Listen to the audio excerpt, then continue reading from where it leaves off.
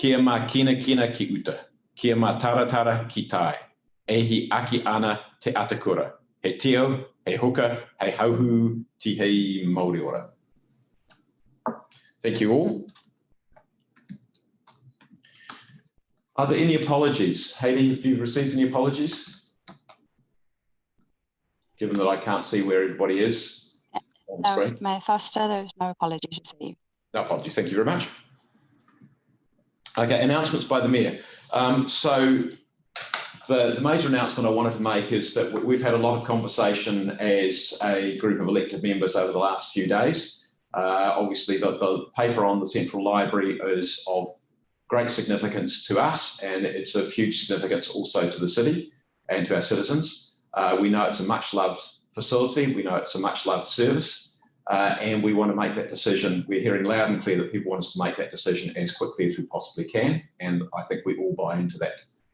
What we are going to do later on today is to adjourn that paper until next week, and that is to allow us to get some more guidance on a number of things. First of all, the process that we need to go through to comply with the Local Government Act, and we have been getting some advice around that. And secondly, I think we also want a little bit more advice on the earthquake engineering, the seismic issues related to the building.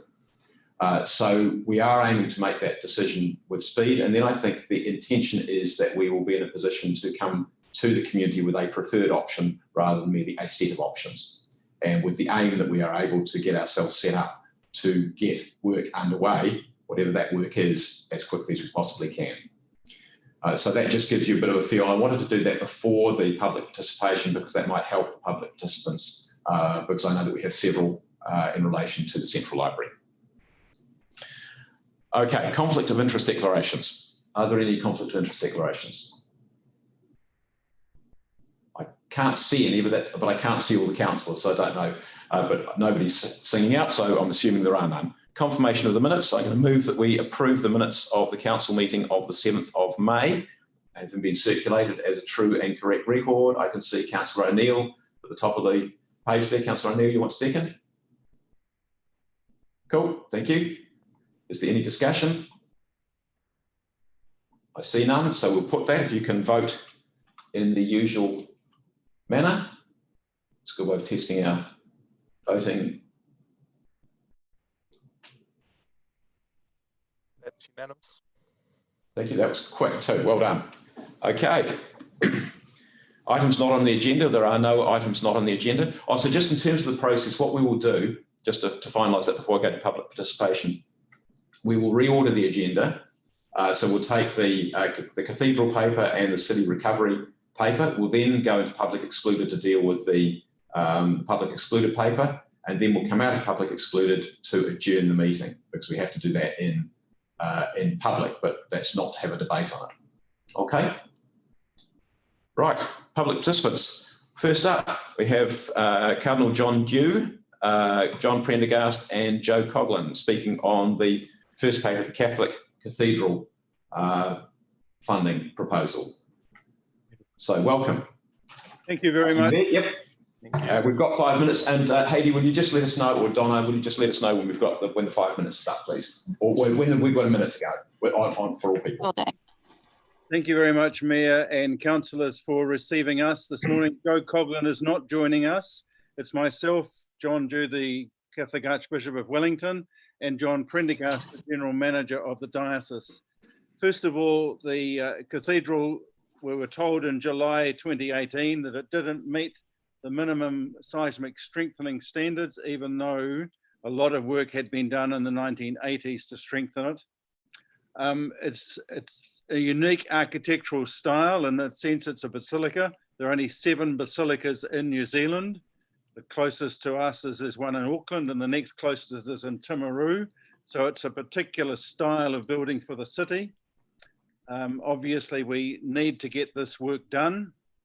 The building, we believe, is not just a building for the Catholic community. It is used for many other events, and partly that is because it has and recognised wonderful acoustics, and we're very happy for it to be used for various events for the city. because we believe that it is a building for the city.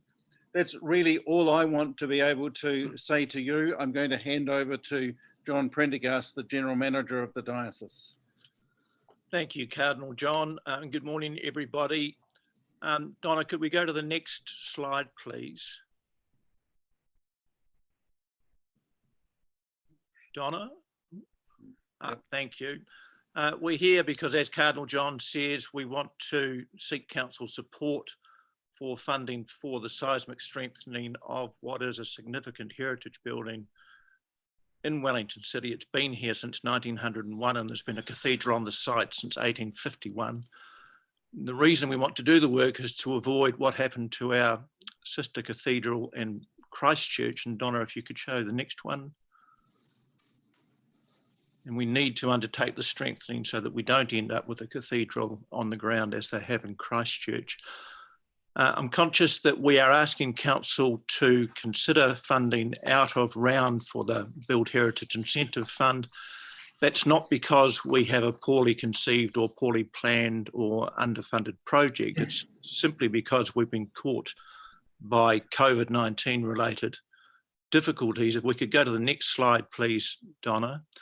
On the 11th of March, we had a project. We received a tender to undertake the work, $3.3 million. We'd raised $2 million towards that at that stage, but significantly we had an underwrite commitment from a group of very supportive and committed individuals who said that they would underwrite up to $1.1 million. So we still had $242,000 to raise, and we were confident that we could do that. And so we had a project ready to go, and then COVID-19, we went into lockdown the following week. And so to use what seems to be the current language of the day, we had to pivot and rethink our project. We went back to the architects and the engineers and the contractors and said, our absolute priority is to seismically strengthen the building up to 50% of NBS so that we can secure its future and get it back into use. What are the components of that $3.3 million project that don't contribute to the seismic strengthening? And what is the ability to defer those components of the project, and what impact would that have on the cost of the project? If we go to the next, just to colour some of those numbers in. And so what happened was the project cost, we revised it from 3.3, it became $2.6 million. Significantly, I think we were able to increase our fundraising through COVID by close to $600,000. But equally, possibly more significantly, the underwrite that we had of $1.1 million available, that evaporated due to the COVID-19 recession and the impact on those individuals' assets and also their future income prospects. So that was really the turning point for the project. But as I say, we have reconfigured the project. We still have $27,000 that we need to raise. So we're almost there. The items that have been deferred are in two categories. One's the roof recladding, which I'll talk about in a moment. The second We've got just under a minute. Thank you. Second item is the interior painting, lighting and floor coverings. That can wait until we've raised the money.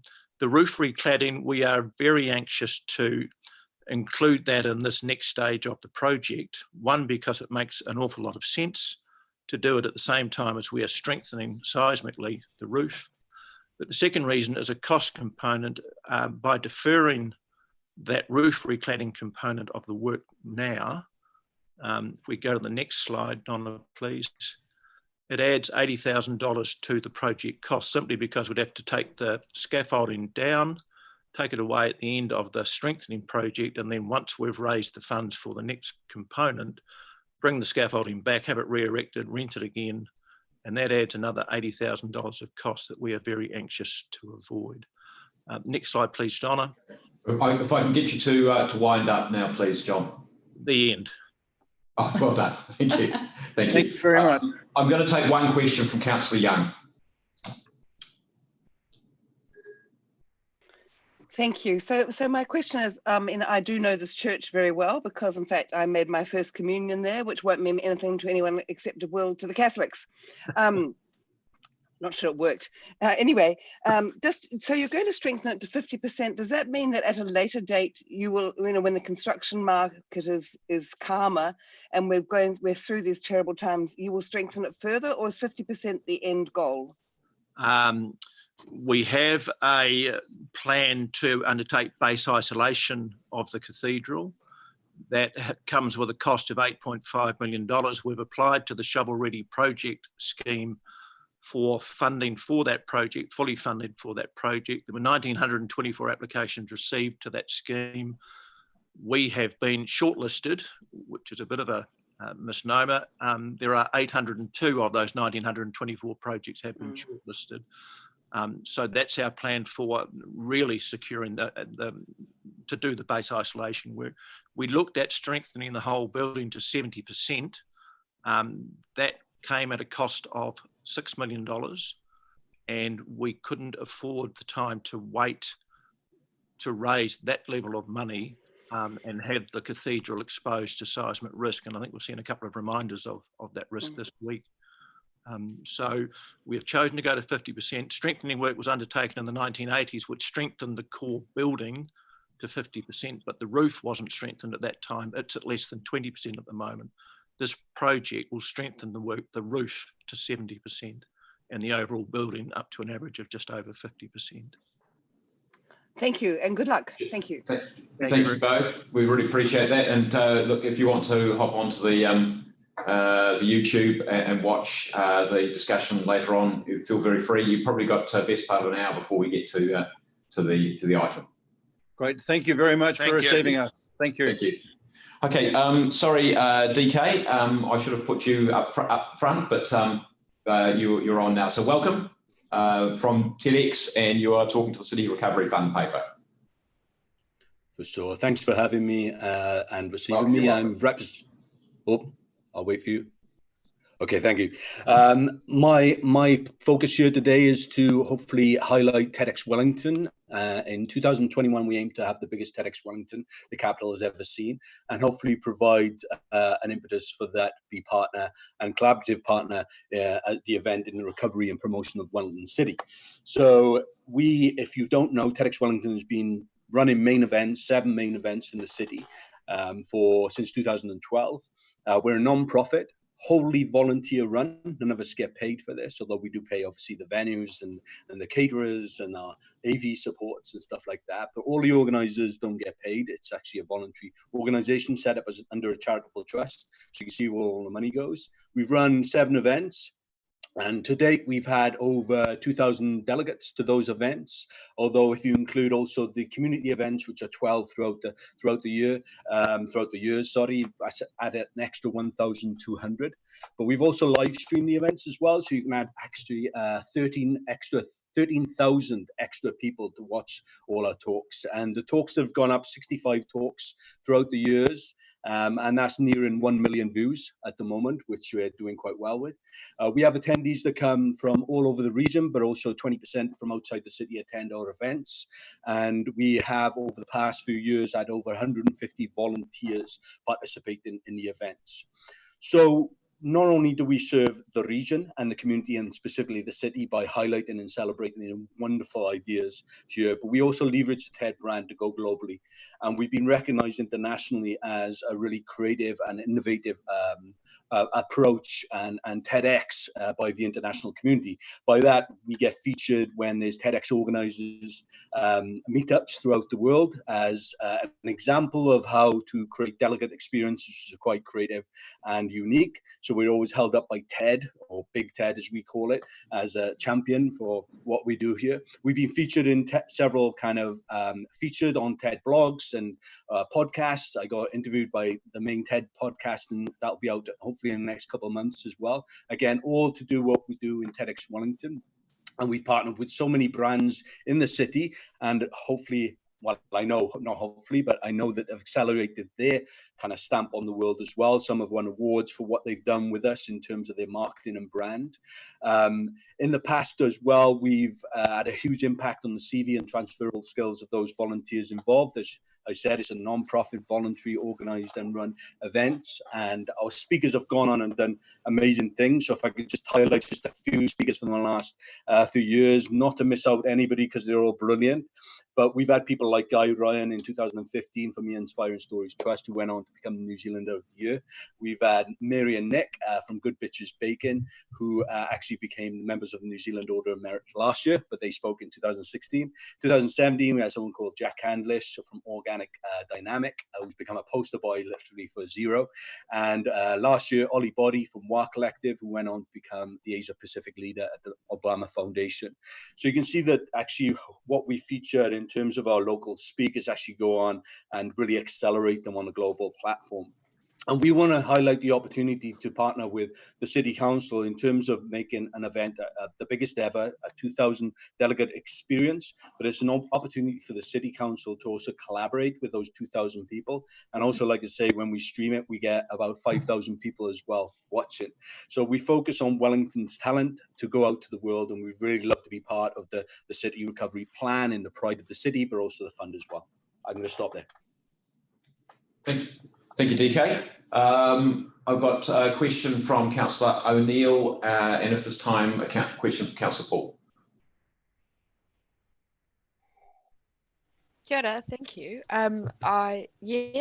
TEDx Wellington has had a fantastic value. I was a director myself of a TEDx conference for youth in Te Aroa not too many years ago, and I know how much of a challenge it is to pull it all off. In light of the challenges that we've had this year, how will you be changing your program or changing the way that you engage with community to make sure that that's as meaningful as possible, or how do you see the conversation changing?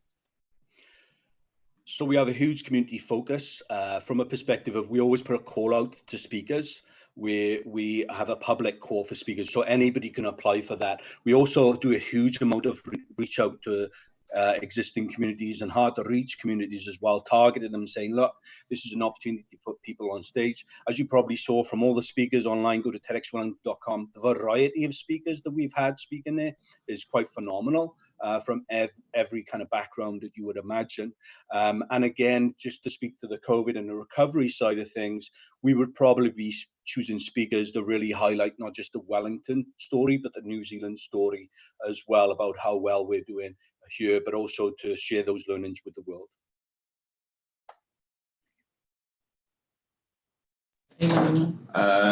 That's time up. So look, DK, thank you very much. Really appreciate that. And look, okay, next on my list is Helen Ritchie. Helen, welcome, and thank you for your paper you sent to us a couple of days ago. Kia ora, can you hear me? Yes. Ah, okay, magic. Kia ora, it's a privilege to be here as part of the democratic process as a member of the public. And I want to congratulate you, first of all, on the wise decision that you've just announced to delay this for further investigation for 1 week only, not for 10 years or 20 or whatever, which is fantastic. Well, my name is Helen Ritchie. I am a former Deputy Mayor of Wellington City and a former chair of the Civic Project, which created this wonderful space, ultimately, with world-class architecture, including the library. I'm also a member of the New Zealand Society of Authors, and actually championed Johnsonville Library with Sarah and earlier on, and we managed to get the funding job, and it's fantastic. So what I've done today in the paper, first of all, I know that when we received the paper on over the weekend, which is very short time, the public and I were just reeling in kind of shock with a $200 million or more, another vanity project, and wondering where it came from when all we needed was a relatively minor fix of the library. So what I've done is tried to today I mean, I don't need to tell you that the library that we have today, a barricaded library, which is empty in the heart of the capital city of Wellington, is a sad symbol of council's ineptitude and paralysis.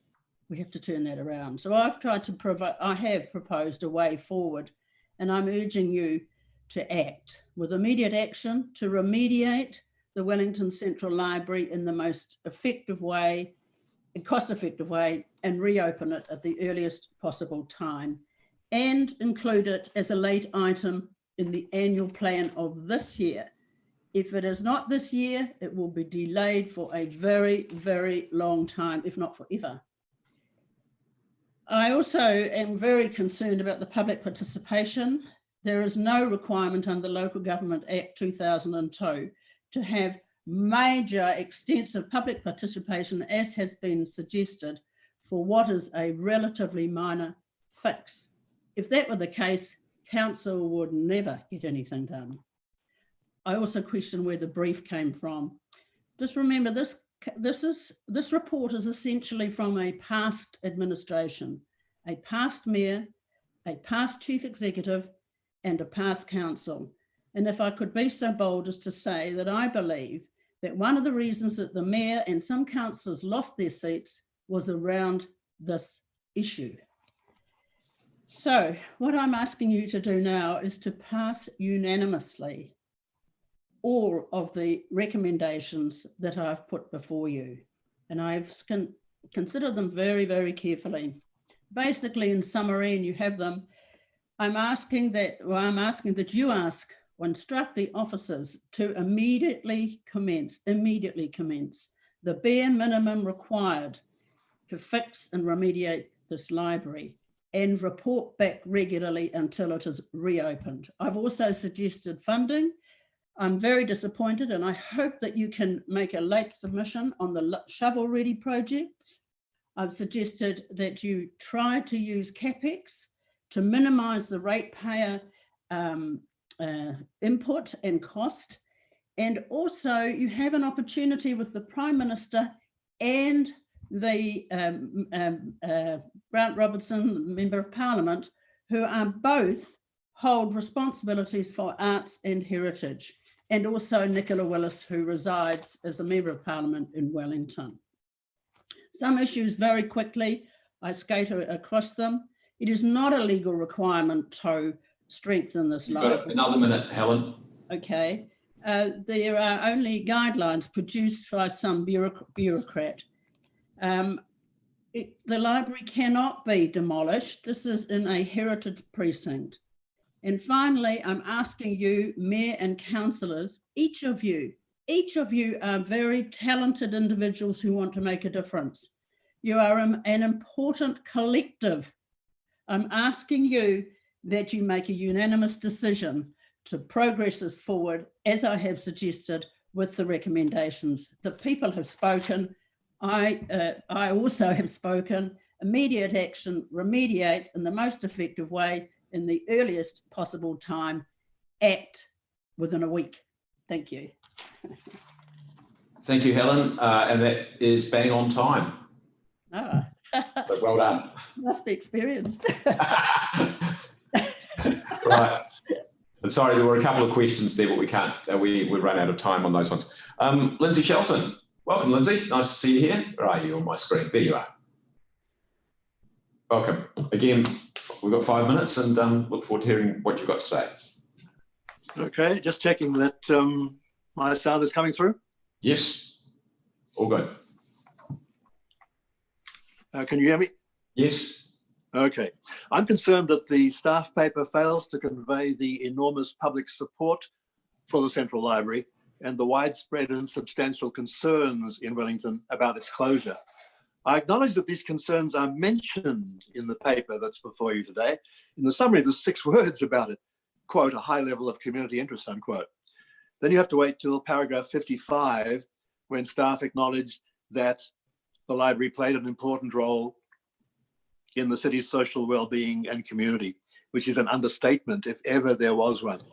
Then paragraph 66 mentions dismissively how, quote, customers, unquote, valued the building as well as the collections. And paragraph 93 reconfirms that community interest has been high in the future of the building. But the overall tenor of the paper is not written with any overall recognition of public concerns. It even wants you to agree that the library should be closed for a further 6 years. 6 more years when the heart of the city would remain empty, and make no mistake about it. The Central Library was the heart of the city for so many people, and not only for those who borrowed books. There are 17 recommendations that the staff are asking you to note. Disgracefully absent is any recommendation that you should note the enormous public concern about the closure and the enormous support for the library. This should be number 1 of the recommendations for you to agree that you're noting. Instead, right at the start in paragraph 6, you're asked to agree with the most expensive $200 million plan. I know it's not mentioned specifically by name, but the wording is clear, as if no other possibility can be discussed. This 6th recommendation is particularly concerning. It doesn't encourage you to discuss the various different options for fixing the building.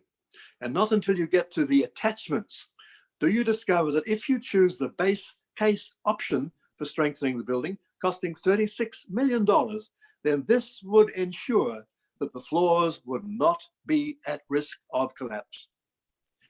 Information released selectively by council staff has resulted in headlines that have told the city strengthening would cost $200 million and a rebuild would cost only $160 million. In no way are such headlines an accurate account of what is possible. I've been editing the online news site Wellington Scoop for a decade or so now. In all that time, there have been 2 or 3 subjects that attracted more readership, more comments, and more public concern than any other subjects. The buses, of course, and the roads, of course. But in recent months, the number 1 topic of concern among Wellingtonians has been the Central Library. Each of our articles on the subject has been in the top 5 for the number of readers. A couple of the articles attracted so many comments that our system became overloaded. In your discussions today, please do not pretend that this enormous public concern does not exist. My second topic is the proposal for public consultation. The proposal that staff want you to approve is slanted towards what the staff want and slanted against adequately hearing what the public wants. It's structured for the staff to prepare proposals and then offer them for the public to comment on. This is really one-sided.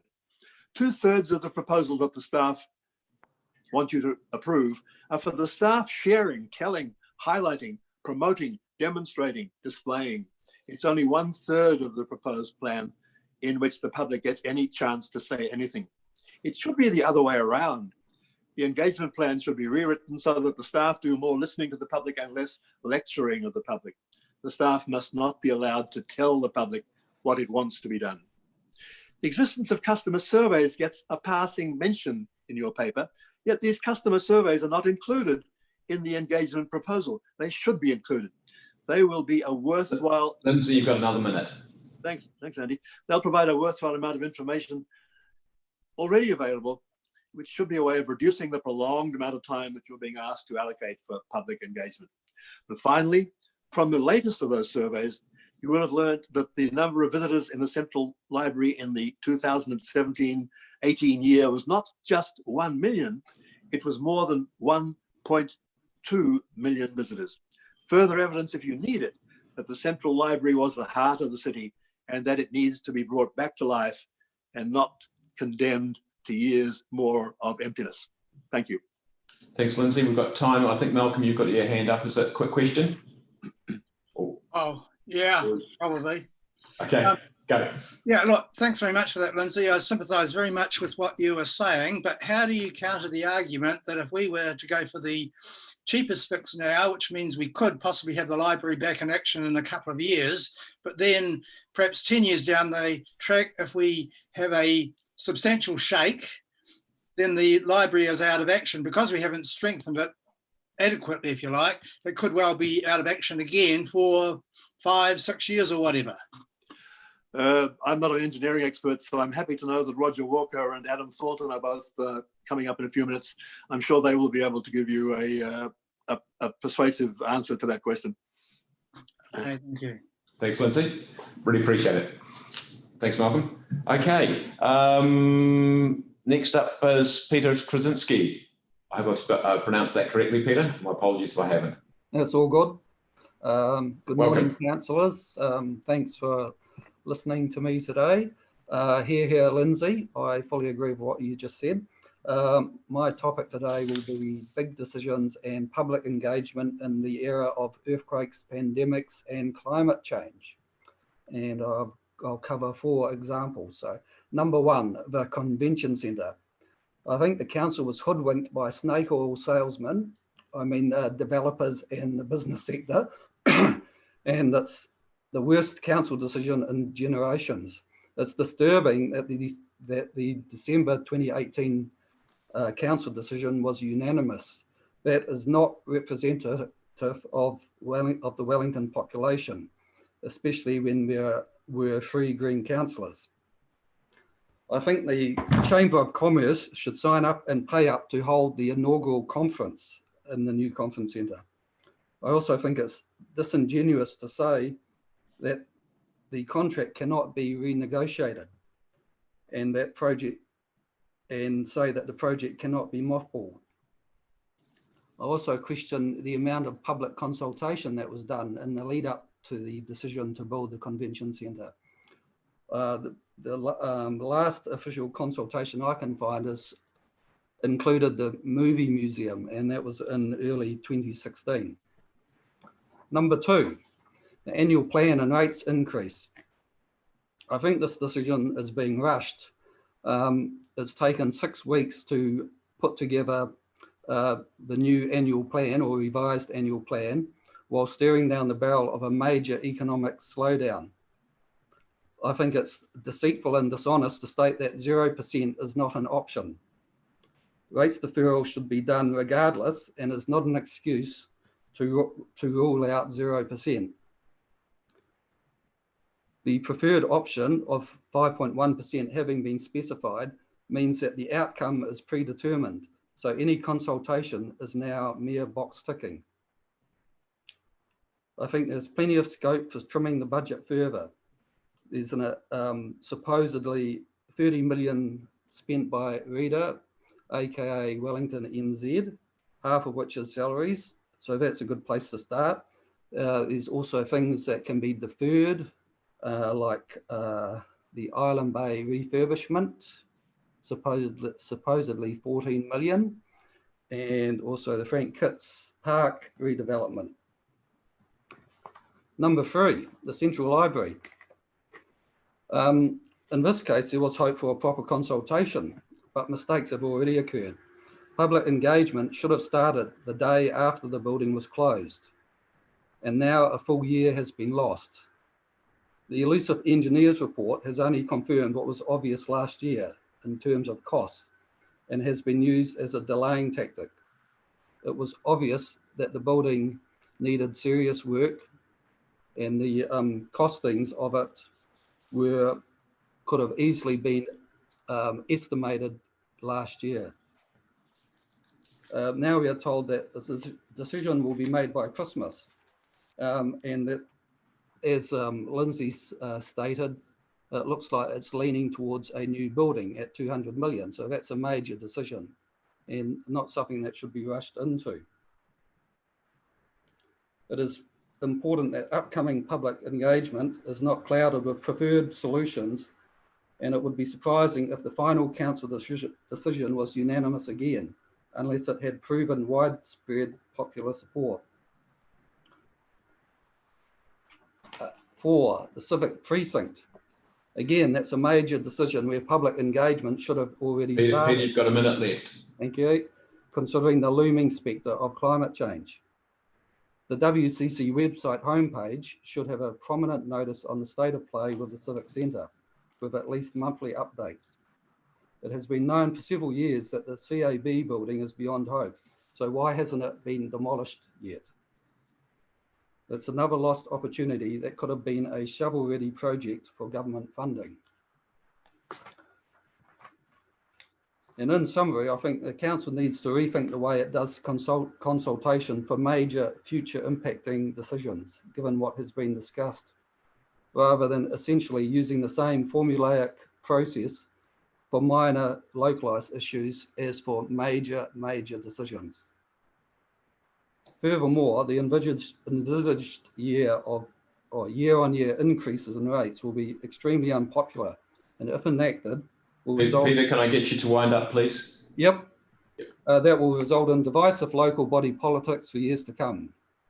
And that is the end. Thank you very much. Very, very well to time. Thank you very much, Peter. Really appreciate it. Thanks. Next up, Roger Walker. Nice to see you, Roger. Welcome. We'll need you off mute, though. Okay. Is that better? That's much better. Okay. Well, first of all, thank you very much for the opportunity to represent the public. Not only am I an architect, of course, but I'm a ratepayer, and I'm really concerned as a ratepayer that I haven't got a library to go to as a facility. And I think that the demolition of this building is unthinkable. Not only the quality of the building, its recognition throughout the world. Sir Ian Athfield was only one of 2 architects in New Zealand knighted for services to architecture. And so not only what we must respect, his creative genius in producing this building. And I listened to his analysis of making the building stand up against the 2 street edges, and the wavy front reflects the waterfront. So I think it's a very poetic building. And as has been said, it's a Category 1 heritage. It's within a Category 1 heritage precinct, framing the northern end of this heritage precinct. So if the building was to be demolished, I presume that there'd be a threat to the heritage precinct side of it. And I'm also incredibly unbelieving of the costings that have sort of arisen out of new build versus demolition. Versus retention of the existing building. I've been involved with a number of buildings with hollow core floors. We do a lot of work converting existing redundant office buildings into residential. And the requirement is to get them up to 2/3 of the code. And these are places where people are living, not just visiting. And a steel member is bolted to the underside of the precast panels simply to increase the seating, because what's happened, of course, with the various earthquake damage, not only in New Zealand, but around the world, is this inadequate seating for these precast hollow core floor units. Now, to increase that seating from 50 mils to 150 mils just means bolting 100 by 100 steel beam alongside them. And that's, in fact, what we do for our clients who are doing conversions. And that's a relatively simple, painless way to get a substantially increased earthquake response. Now, I agree that it's all a matter of risk aversion and what level of risk. We're all at risk. I mean, we're at risk at COVID-19, although I think we might be over that now. But we're at risk of dying through heart attacks, somebody being hit by buses, hit by cars, and in fact, in cars themselves, cars are about 25 times more dangerous than earthquakes in terms of the deaths.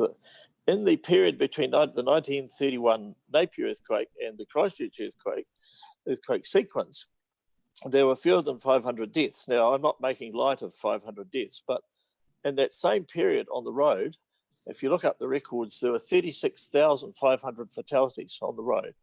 Now, I'm not saying we should ignore earthquakes or the effect of earthquakes, but we just have to get things in proportion.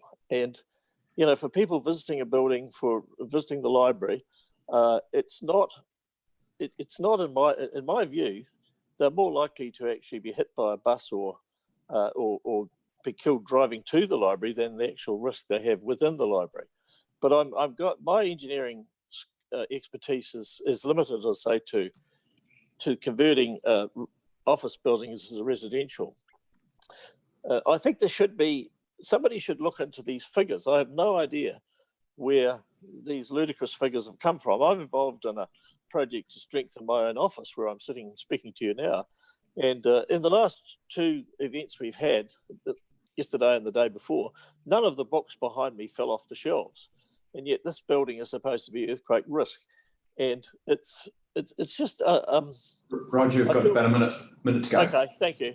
I love the library. I just want to be a bit emotional about it. I do love the library. I was a good friend of Syrian's.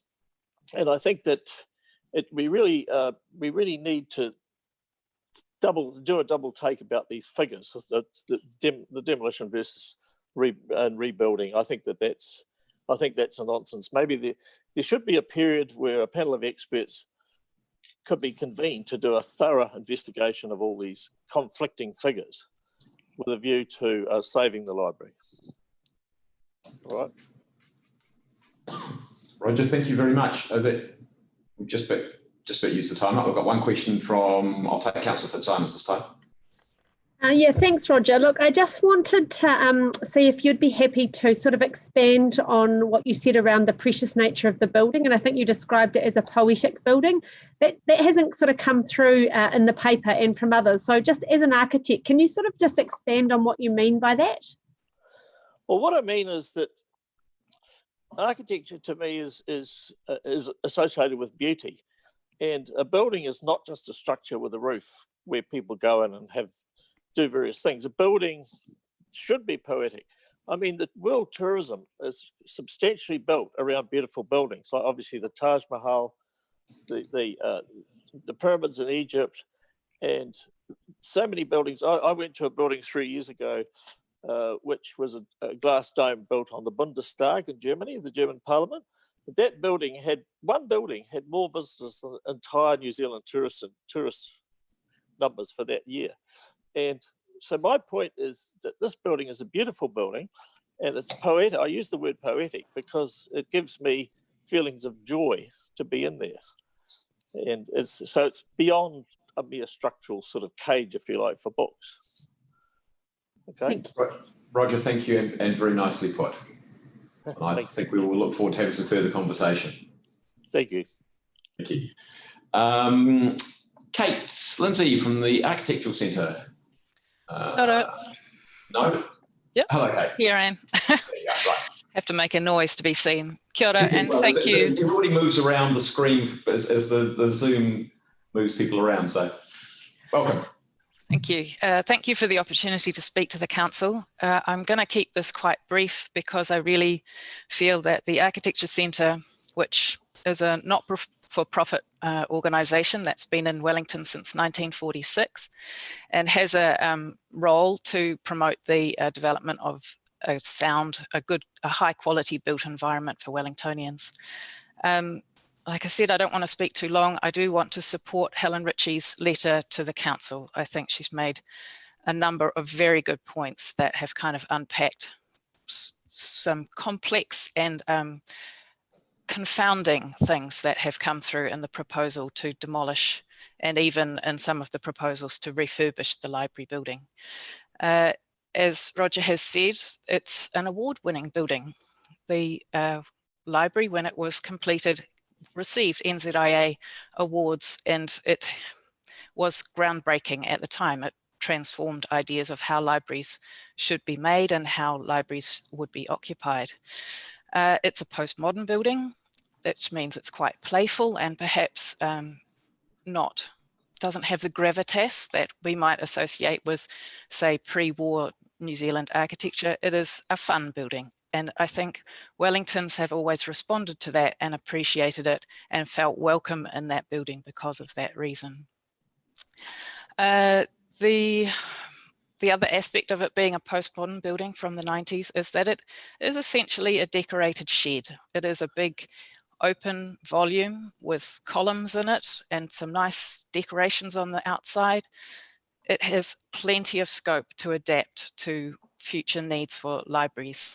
There's really, when you say the building doesn't have the right services, the building has plenty of adaptability and scope. And I think the late Ian Athfield would agree with that. He would say redesign, refit, modify, stretch the building is an elastic envelope that will fit what we need libraries to be in the future. I would also like to say that the library is essential infrastructure. The building as a whole in the city centre at the moment is just quite traumatic. I used to study myself when I was working part-time, trying to complete my thesis and managing childcare. I would work in that library most days, you know, for a period of time, just fitting things around. It was a place where I could go and study and work. And while I was in there, I saw an enormous diversity of people, small business people, quite amazingly, people who are living rough, lots of teenagers, young kids. It's an essential landmark and living room, as they call it now, a living room for the city. And I really do not think that we can survive as a city, as a greatest little capital, without that facility for the people. My last point that I would like to make is that if there is a recognition, there is a decision, the council decides that the partial refit and strengthening of the building is not enough and a new building is required, we cannot wait 10 years for a new building to be built. We need that library to be open now. That is why it will be satisfactory to do a partial strengthening as long as that building can reopen, and then we can think about what the next kind of generation of a central library building might become. That's all I wanted to say. Okay, thank you. Excuse me, thank you. You've left a little bit of time if somebody wants to ask a question. I can see Councillor Rush. Thank you, Joyce. Hey, thanks, Kate. One of the things we're struggling with really is what are the practical options available to the council? And on the one hand, there's a repair option. Do you think that the replace option is at all practical in the sense of trying to recreate this Ian Atherfield building? I would assume, because of the facility that it is, if you wanted to replace it, you would have to replace it somewhere else, that it would not be the same building, it would not emulate the same building, and that that a new build would need to occur. You know, it would be a new building. We cannot survive the 10 years without that facility. So, you know, something needs to bridge. If you really want a new building, something needs to bridge in between times. Does that answer the question? Yeah. I think so, Kate. Thank you. Kate, thank you. And that's bang on the 5 minutes. Really appreciate that. Thanks very much. And that takes us to, I think it's Adam. Yes, Adam Thornton, welcome. Good to have you here. Yes, good morning and thank you. Look, a few of you know me. I am an engineer with over 45 years experience designing structure for new and strengthened buildings in Wellington. I retired as a director of Dunning Thornton, and while I still work for them today, I speak to you as an individual. Around 10 months ago, I spoke at a public meeting on the library organised by NZIA, and it was very clear to me there is very strong public desire to retain the existing building and to get it reopened ASAP. Subsequent to that meeting, I participated in an engineers symposium that suggested in a very broad terms the 3 strengthening options that you have before you today. I also made a suggestion at that meeting that a group of engineers should review the outcomes of the concept design work carried out on behalf of the council. A couple of weeks ago, I contacted the Wellington Council project manager, Peter Brennan, and he was very accommodating, allowing me copies of the concept designs and to discuss the designs with the engineers who've done the work. I have not had the time to carry out a detailed design. However, I have formed the view that while the strengthening concepts are sound, the designs are on the conservative side and they include significant built-in contingency. That is to say, the engineers have allowed for unknowns and worst case scenarios with their design. That's not a bad thing, but it is important that the extent of contingency is identified so that a realistic cost can be prepared. I have also identified some areas where I believe significant savings could be made without affecting the seismic performance of the resulting structure. Peter Brennan also allowed me to have a useful discussion with the quantity surveyor who's prepared the estimates you have in front of you. A number of interesting points came out. In particular, a contingency of 20% has been applied. This is to the retrofit solution. This is a little higher than I would expect, but when combined with the contingency that's been incorporated within the structural design, that potentially results in a significantly inflated estimate. The second point is the structural costs attributed to strengthening schemes do cover more than just structural. They include architectural upgrading, such as the facades and enabling work. It's generally acknowledged that the building is, the services and some of the architectural features are also at the end of their useful life and need a renewing. Thirdly, the allowances for building services and the fit out are extremely generous. I have talked to representatives of 3 leading Wellington contractors, LT McGuinness, Naylor Love and McKee Fell, you know them all, and they've each confirmed my view that the estimates for the strengthening and retrofit options are significantly greater on a square metre basis than for comparable projects. It is just not conceivable that for a relatively modern building, the cost of retrofit should be more than a totally new building. So my first recommendation is effectively, I think what the Mayor's already said today, is that before you go to public consultation, the numbers need to be reviewed and tested. Such testing should be done in collaboration with a group of builders, engineers and architects, and the brief should be along the lines of, we want to make the existing building safe and it needs to be affordable. The second main issue I'd like to address is the level of strengthening, and I'm probably talking against the tide a little bit today. It is my recommendation that a base isolated option should be selected. Primarily, this is because the strengthened building will have a very high value to the Wellington community, financially, functionally, and emotionally, and from a heritage perspective. The high value needs to be protected as well as possible, and this can really only be achieved by base isolation. It provides a robust, low damage design. Conventional structures will provide the required life safety, but not the damage avoidance that comes with base isolation. A base isolated structure should survive an event with a return period of around 500 to 1,000 years with very little damage. Whereas, and even that's at IL2, importance level 2. At IL3, which the building has the proposed designs are going to attempt to get to, you can still get onset of damage within a 150 to 200 year event. Adam, you've got another minute, and I suspect we'll want to have another conversation later on anyway. Yeah, look, that's great. That is pretty much where I want to stop. Happy to take a couple of questions. Okay, this time I'm going to go for the Deputy Mayor first, and if this time I'll take Councillor Day hasn't asked a question yet either. So you have sort of answered it, Adam. So you wouldn't recommend the base option? Well, look, I suggest the time for that has passed. I mean, there's a cheaper than base option, which is just to get in, as Roger suggested, put in some strengthening angles under the floors, which takes away that if you like, low risk but high consequence issue of floor collapse. That gets you that would get you back to around the frame, something around 60% if some earlier reports are to be believed. But when you think about the fact that the building you're planning to spend money on services and a general upgrade anyway, it would be false economy to spend that money and not and then come back in another 10 years and do the whole thing again. I guess there's an alternative, which perhaps is Helen Ritchie's option, is to just do absolute minimum now, save your money for 10 years, pay for the convention centre, pay for the town hall, and then start again, but don't do a total refit. So that probably is a base option, if you like. Thank you. Thank you.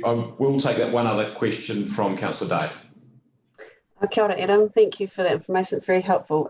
You did mention at the beginning when you were speaking about getting, people want to open ASAP.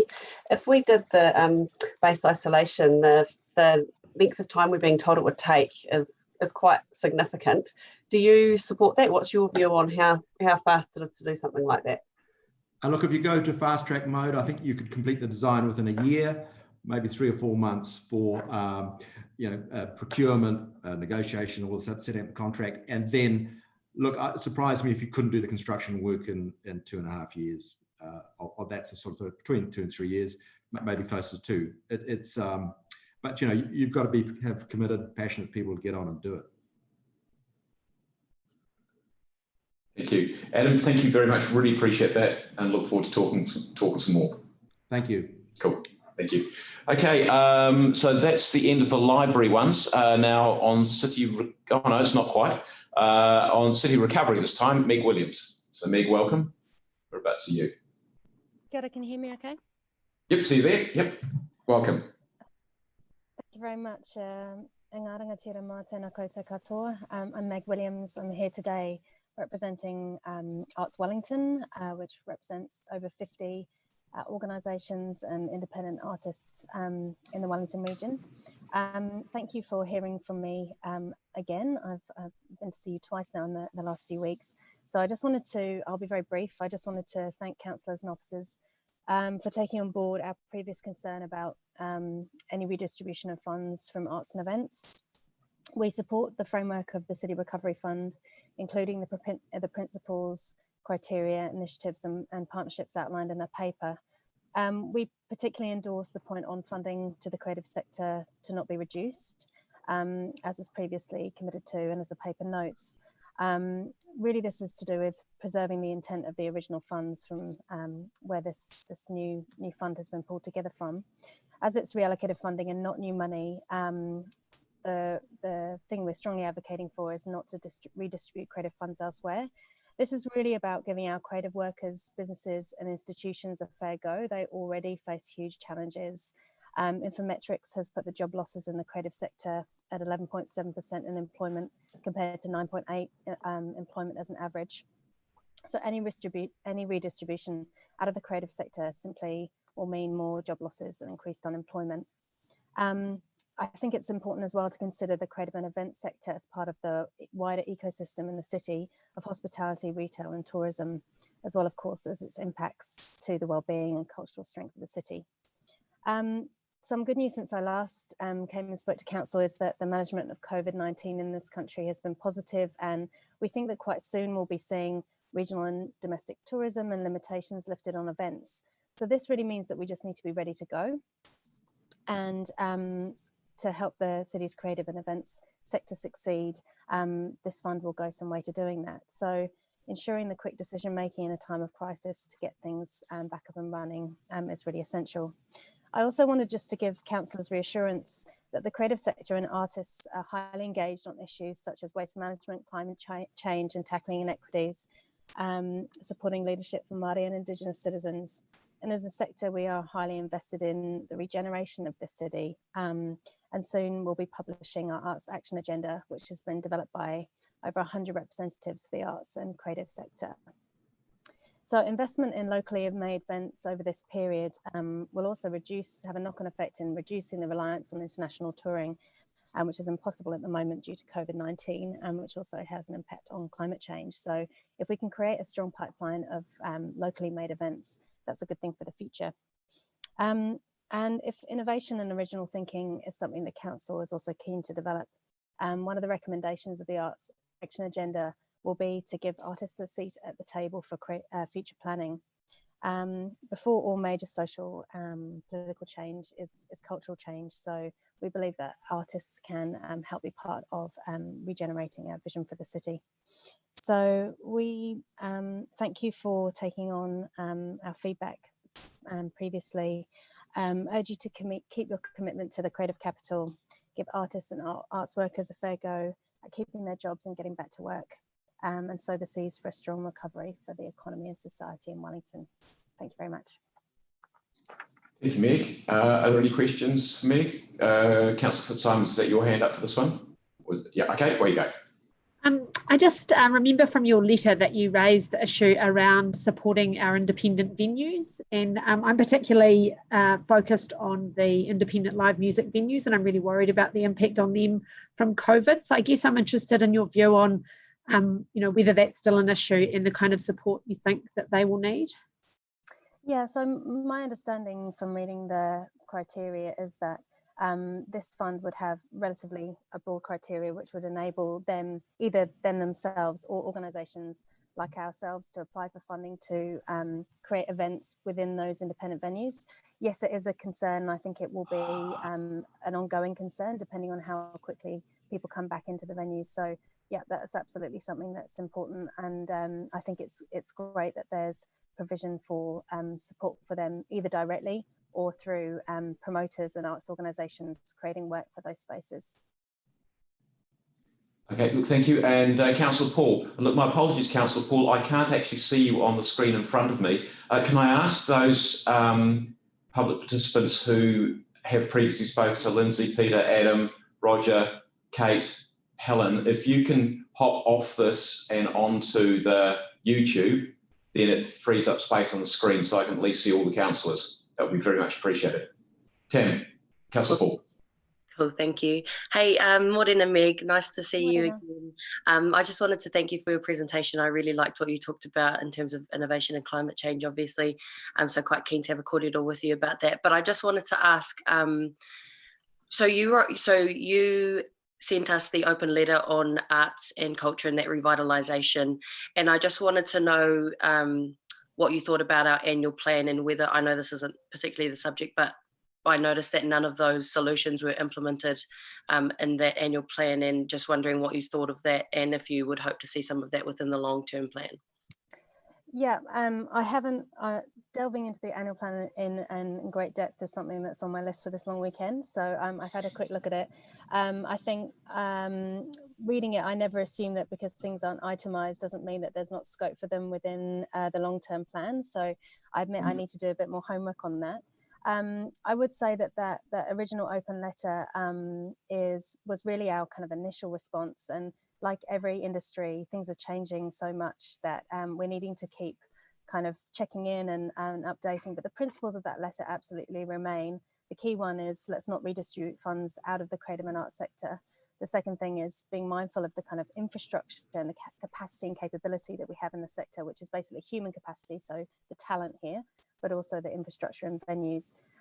So some of those initiatives, yeah, I guess the answer is I will check in, but many of those stand. And there's some other ideas that have come through from the sector since then as well, which we'll be bringing to the annual plan consultation process. Thank you. Meg, thank you very much. Really appreciate you coming on and talking to us. And again, if you want to hop onto the YouTube, feel free. That takes us to John. John, welcome. Good to have you here. And you'll talk to us both on the library and on the recovery. Yes, thank you, Mayor. Kia ora, everyone. Thank you for the opportunity to talk to you. Really, I want to talk at a higher level rather than a detailed level as a preface to actually giving our submission on the annual plan. I have to say that I don't envy you as councillors, both in the short term and the long term, with some of the decisions that you actually have to make, and quite daunting. Can I just say that, you know, I think we all agree the new norm is not going to be the old norm, and what the challenges we're facing and the circumstances will mean that we're almost in the position of having to repurpose the city in a lot of different facets of the city. And what I would say to you is what I do have a concern is that with making those decisions, we don't lose both the city vibe, which has made Wellington what it is, and also the economic vibe that's made it what it is. I am able to remember Wellington as a grey city, and I know a number of you around the table can't remember that, but I can remember Wellington as a grey city. And what you and your predecessors have managed to do is actually invigorate this city with both public vibe and economic vibe that's turned it into the place where we love to work, play and live. Now, those decisions that you take are going to be crucial going forward, and it is going to be a challenge. And you know, when you actually look, and you would expect as the Chamber of Commerce to start on the premise of the cost of actually doing that. And when you look at some of the things that we're faced with, the aging water infrastructure, potentially $1 billion plus to fix. Let's get really moving, potentially $1 billion. The ensuring that our housing provision is fit for purpose and that we can expand upon that. The economic recovery that we're facing, Civic Square, precinct redevelopment, and I'm sure there's a number of other things that, if you pardon the pun, will come out of the woodwork as well. That is a huge bill that the city is facing going forward. And the discussion around the library reminds me that, you know, we've got a big elephant and that we're actually the best way to eat an elephant is by bite-sized pieces, and I just worry that by taking bite-sized pieces, we may end up actually not seeing the big picture as far as all the challenges we have as well. You may be surprised, but we, the business community, absolutely support the vibe of that the library brings to the city. One observation that I'd make, though, is that perhaps it's not just one part of the city where the vibe needs to be maintained, but actually I would suggest to you that at the ground floor level of the city, you may have to repurpose it, because economic conditions would suggest that the challenges that the ground floor of the city currently faces, retail, hospitality, and other parts of the city, are going to change. So absolutely, the main library, with all of the benefits that it brings both residents and the community vibe, is an essential part of that, but it's not only. I'm surprised no one's complimented you on the pop-up libraries that have appeared around the city, and I understand one in Brandon Street is going to pop up as well. And that's a classic example, in my view, of revitalising the ground floor of the city. And I think that's important as well.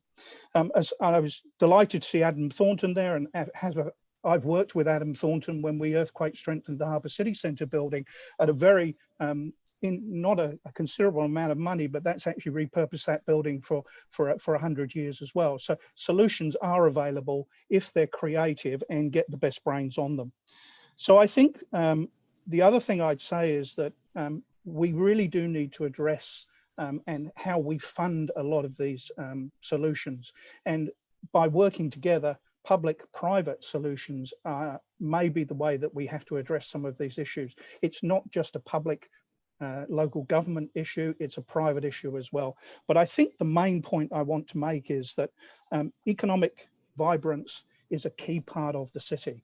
You know, a minute left to go, John. Yeah, I'll round it up. Look, and it's the same with the City Recovery Fund. And the City Recovery Fund is funded by existing businesses who have paid their rates, who are looking for your support to make sure you help them through the hard times as well. And that goes for the arts, the business community, and other sections as well. So again, the Chamber of Commerce is saying, look, we look to work with you, but really we've got to make sure the economic vibe of the city maintains as well. We don't want to go back to being a grey, unforgiving city that we don't want to live, work and play in. Thank you very much. John, thank you very much, and you're spot on the 5 minutes there. So we really appreciate that. Thank you. And finally, Jamie Williams. Jamie, welcome. All right, that's you there. Yep. There we go. Kia ora. Again on the recovery fund. Yeah, thanks very much for having me. Look, I've got a presentation, Donna. If you could start it, I'll just rattle through this because if you go to the next slide, please, Donna. Look, a little bit, for those of you who don't know me, I'm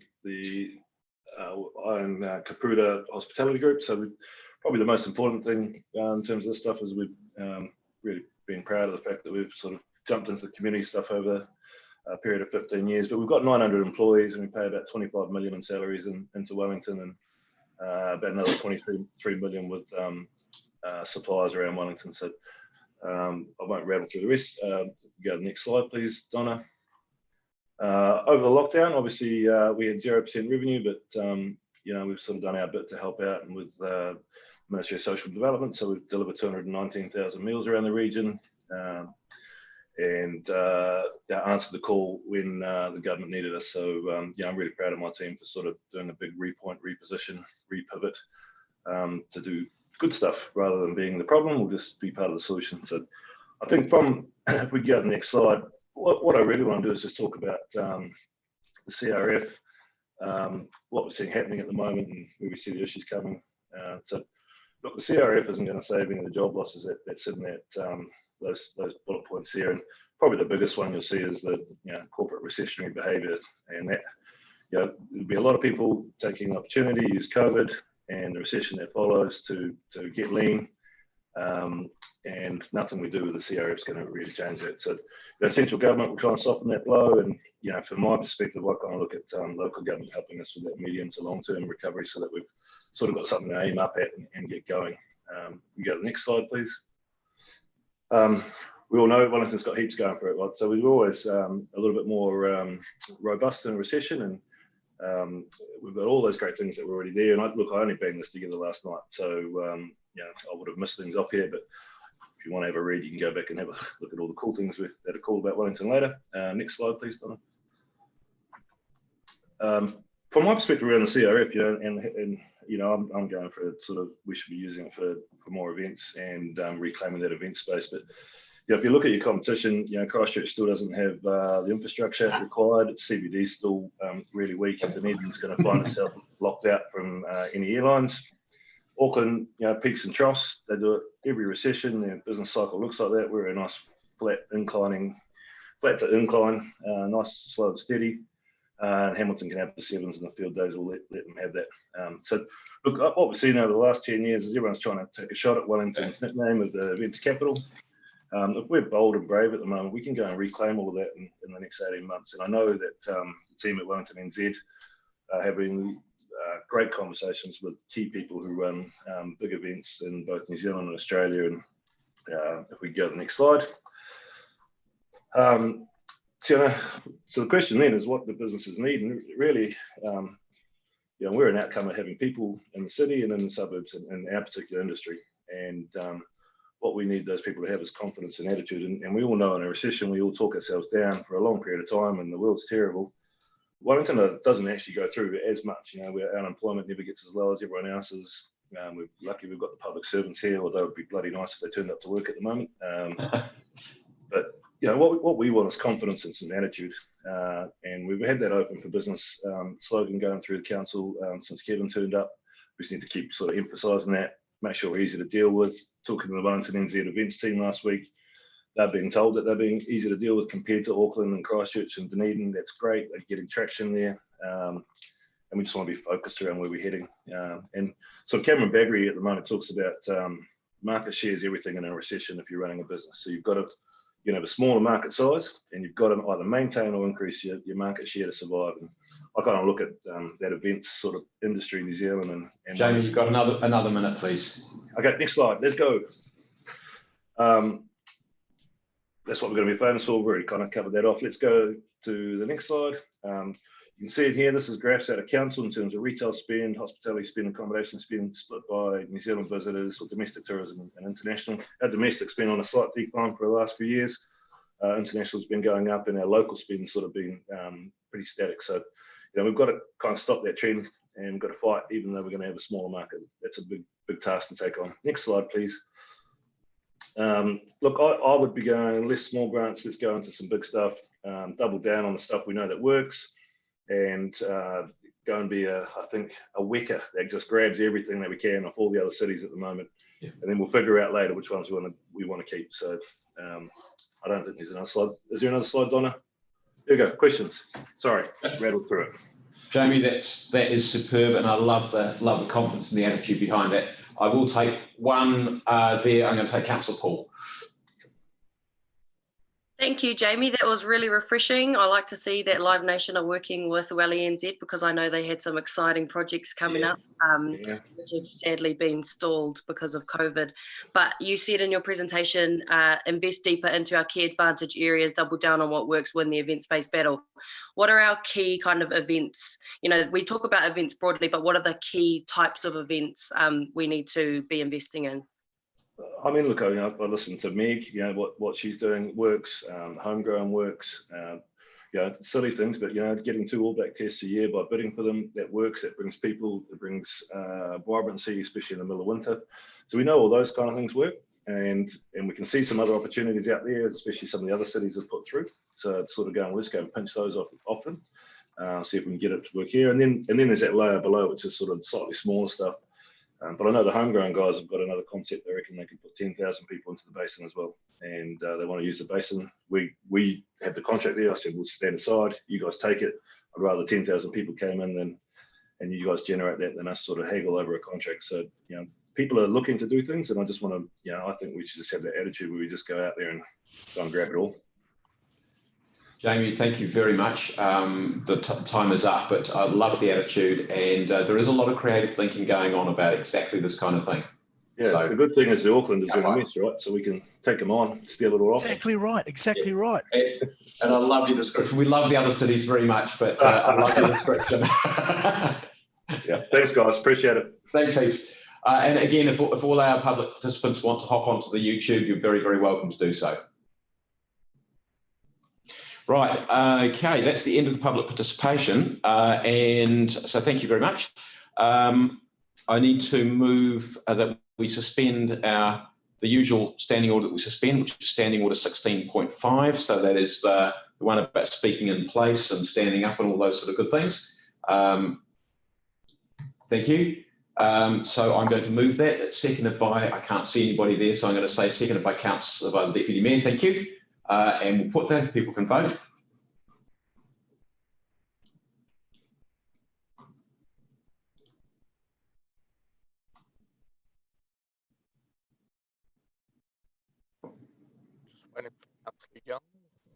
One to go. Okay, done. Thank you. Right, and then in terms of the order of precedence, we're going to deal with the Cathedral first and then City Recovery Fund.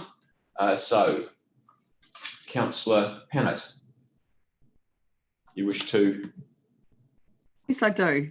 Thank you very much, Mayor Foster. Appreciate that. So I'm just going to look at my notes. And what we'll do, sorry, just before we start, we said we'd take a break at 11 o'clock. So I think we'll get it introduced and seconded, and then I believe you wanted to make an amendment to it. Questions? Oh, yes. You want to deal with some questions? Yes, that's a good point.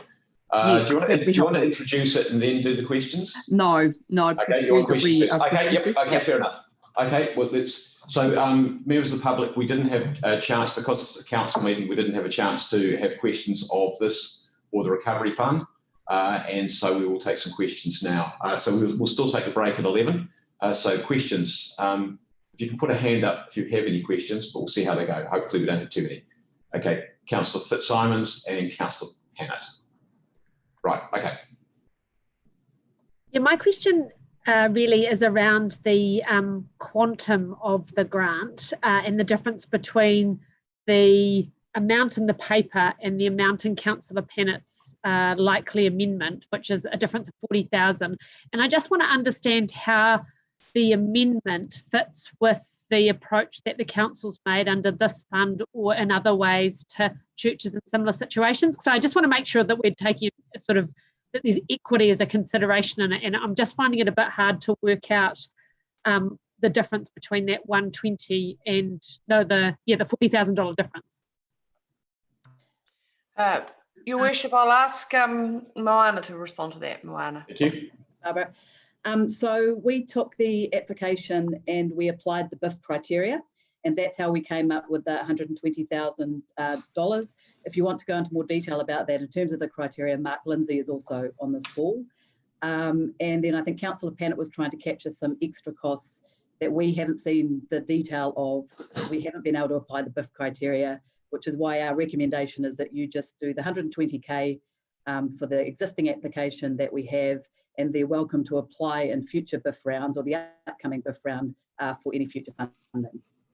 And what about the other churches issue or other similar buildings? So we applied the criteria just as we would for any other building, be it a church or anything. Would you, if you want more information, I can get Mark to jump in.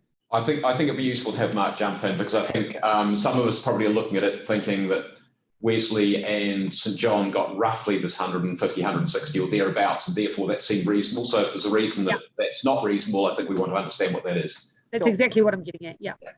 Yes. Mark,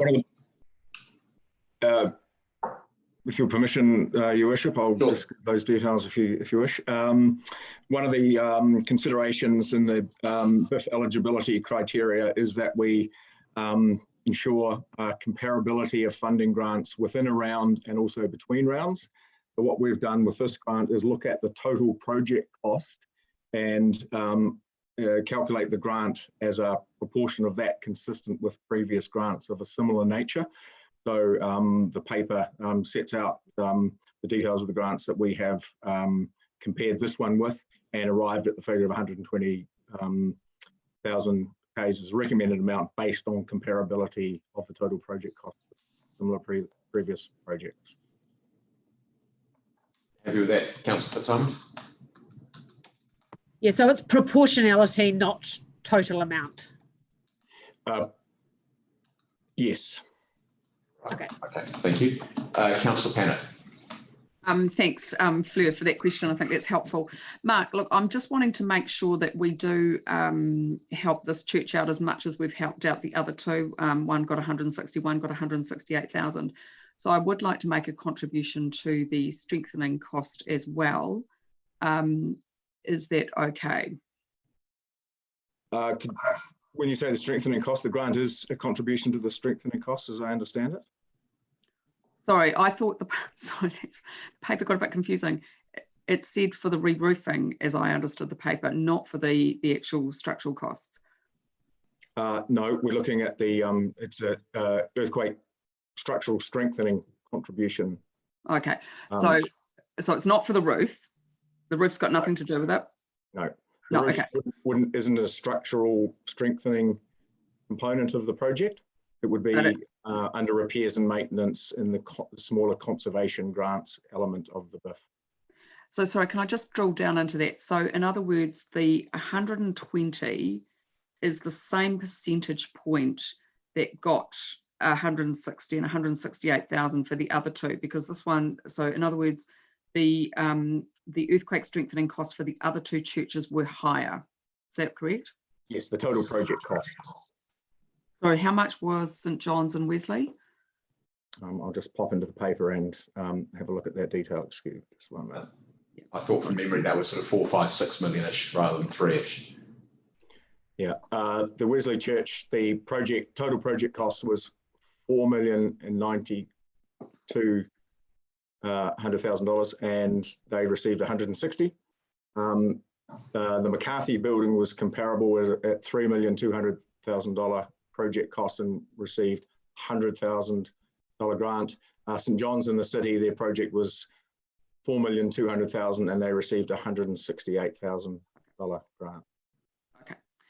Look, that's helpful, and sorry that I was trying to help the church out, so I'm actually going to withdraw the amendment, but you can expect that I will be supporting extra money if they come back, because I do want to be equitable between the churches. So we'll just move the substantive and then I'll go back into conversations with the Cathedral. Thanks, Thank you Councillor. very much for that. I do appreciate it. Councillor Day, do you have a question as well?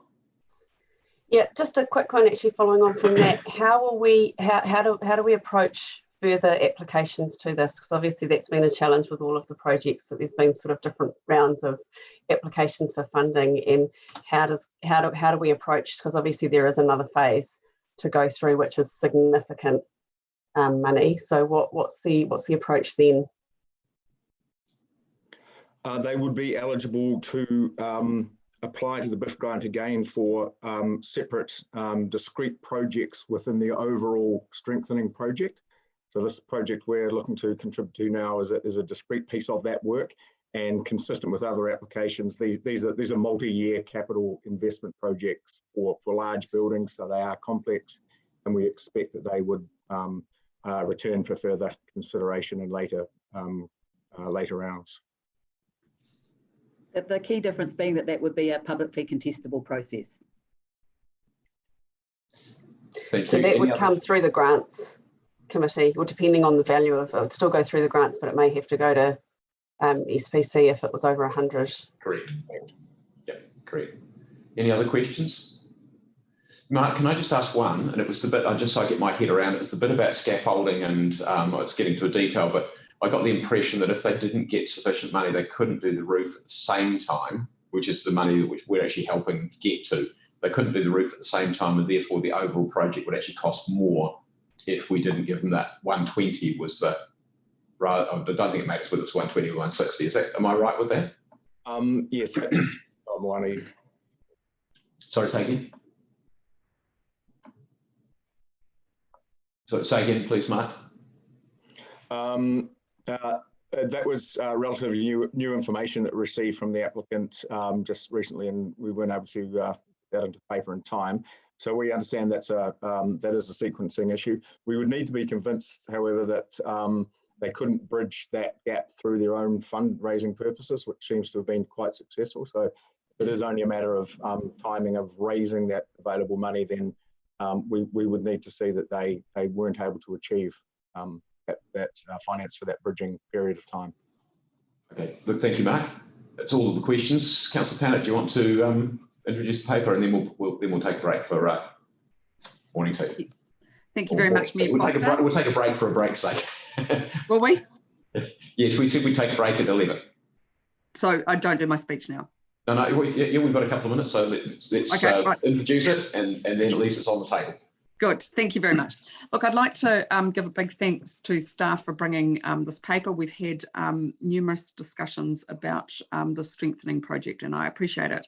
I'd also like to acknowledge the work of the Cathedral, Cardinal John Dew, John Prendergast, Joe Coughlin. They've done a huge amount of work, and they've raised a large amount of money, which is a big achievement. And I'm grateful for that work, because that does help the city.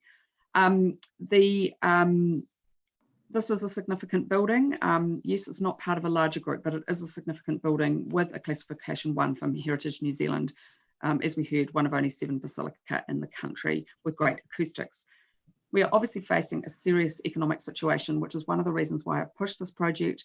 I want to get people working as much as possible. So I would hope that this grant, if it's approved, is seen as a small vote of confidence in the city, that we are prepared to invest at a time that there is starting to be some level of carnage right around the country, although hopefully obviously not so bad in Wellington. I do appreciate the point that a couple of our colleagues have raised around equity between different churches. Take the example of the Assembly of God Church, which we have never given money to because they've never been able to raise any money themselves. And so I think that's something that we need to do a bit of work on, because obviously some churches have had a bit of a head start in being able to raise money. And as I said, of course, heritage is important wherever it is, whether it's in the ground or above the ground. Look, I did want to give them about the same amount of money as some of the other churches, 168,000 to St John's, 160 for Wesley, 500,000 to St Mary's. I think that's fair enough. So, you know, I had hoped that we could just get that done now, but look, I'm just happy in the interest of simplicity to drop that for now, and then we can look at it if they come back. And I am keen to see them base isolate their building, so I hope they will get Crown funding for that. Look, I've put an amendment in there to say that if we approve this money, it shouldn't set a precedent. As we've heard, the only reason they're asking for the money is because of COVID, that it has disrupted their plans. This is a well executed project, and appreciated that they have put so much work into it. I think it is likely, very likely, that they would get funding if they asked for it. In usual circumstances, it is a good project, a project which, as I've said, has been well thought through. Look, the issue of contingency, which is one, of course, that we are grappling with, does need to be considered, which is why I also was happy to support extra money, because we know that costs can go up. But look, I am excited to see this paper. Every building that comes off the earthquake prone list makes our city safer. Yes, this is a difficult time to be asking for money to be spent on public good works, but I'll just remind you that the cost of an earthquake will run into the many billions. And so putting smallish amounts of money in now makes sure that our buildings are resilient to save lives and protect us post-quake from economic and social distress. Thank you.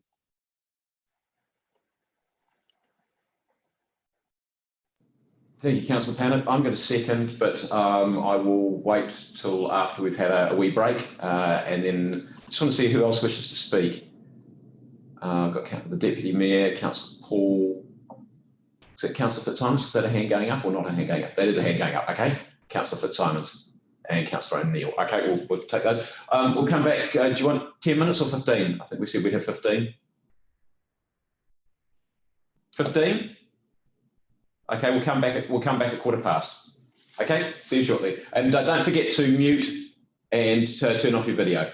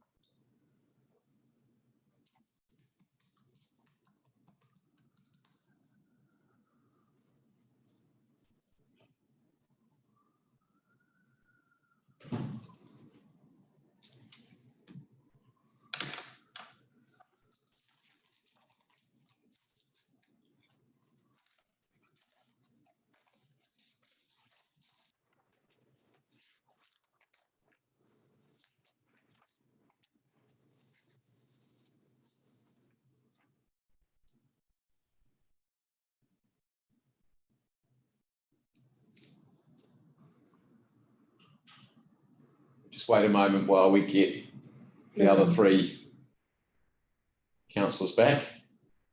Getting there. Do we operate on a quorum basis? We do have a quorum. Well, Councillor Sparrow and I have a bit of a thing about punctuality. Yes, well, right, okay, well, we can start. Right, let's do it. I think that's a good point. Right. Councillor Young, I saw you had a question. Is that able to be dealt with in right reply? Was that an old question or something that I saw somewhere? Doesn't look like it's an issue. You're muted. No, it was just you asked for people who had questions, and I didn't get my hand up in time, so I just want to add myself to the list.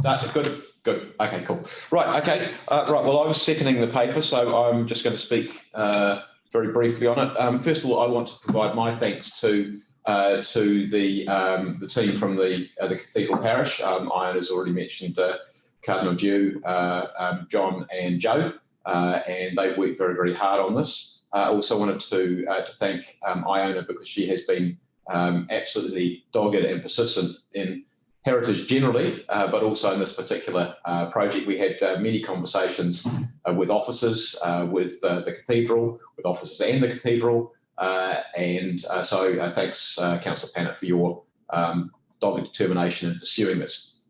And I also want to thank the officers for their work in this as well, and for the advice and information they've provided.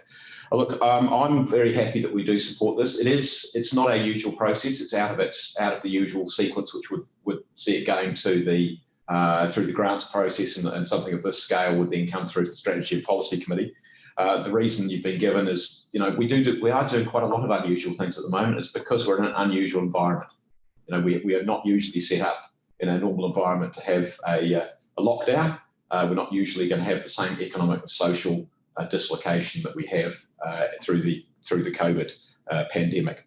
So I've got no issue with that. It's not their fault. It's nobody's fault that we are in this situation. It is just what it is, and it is able to us responding agilely to that situation to support them. Mark Lindsay said to certainly to Councillor Pannett and I, because we were asking questions around this, one of the most significant heritage buildings that still require strengthening in the city, and the Catholic Basilica was certainly one of. There were a number which were not eligible because we owned them or the Crown owned them, and there were about 4 or 5 which would be at the top of the list, and this would have been one of those 4 or 5 buildings without a shadow of doubt in my view. In terms of the amount of money, we were trying to work out something which was equitable, and I think that you can make an argument of whether it's proportional or whether it's the same kind of dollar number as the other churches. But I think officers have given us strong advice that they think the 120 is the right number. And I think it would be very nice for us also to support our officers sometimes in agreeing with them without amending everything, which we seem to be quite good at doing from time to time. So I'm comfortable with that as well. And I'm also hopeful that this will allow the Cathedral to get on with the work that needs to be done. It integrates that. I think the roof is it makes sense to do that all at once. And I think this will allow them to do that. And I have to say the other thing is that I am relieved that it's a significantly lower request than we were originally presented with, which would have also incorporated all the sort of fit out type component, which can come a little bit later. And that was a point which they were looking at $1 million, of which they were going to be asking us for 500,000, which would have put it outside our normal range in terms of, it certainly would have put it well outside the range of the requests and what we gave to Wesley and St John not that long ago.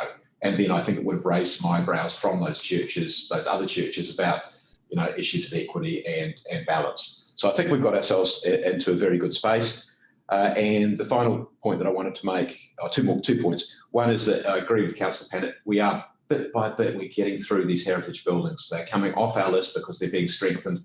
That is what we need to be doing. They are, I think the point that was made in public participation on the library rather than on the Cathedral was that one of the things that draws people to places is the buildings of character, the buildings of heritage in those places. And the Cathedral is one of those, the Catholic Cathedral is one of those buildings for Wellington City. And so I'm keen to see more and more buildings coming off our earthquake prone building list because they've been strengthened. That makes us safer.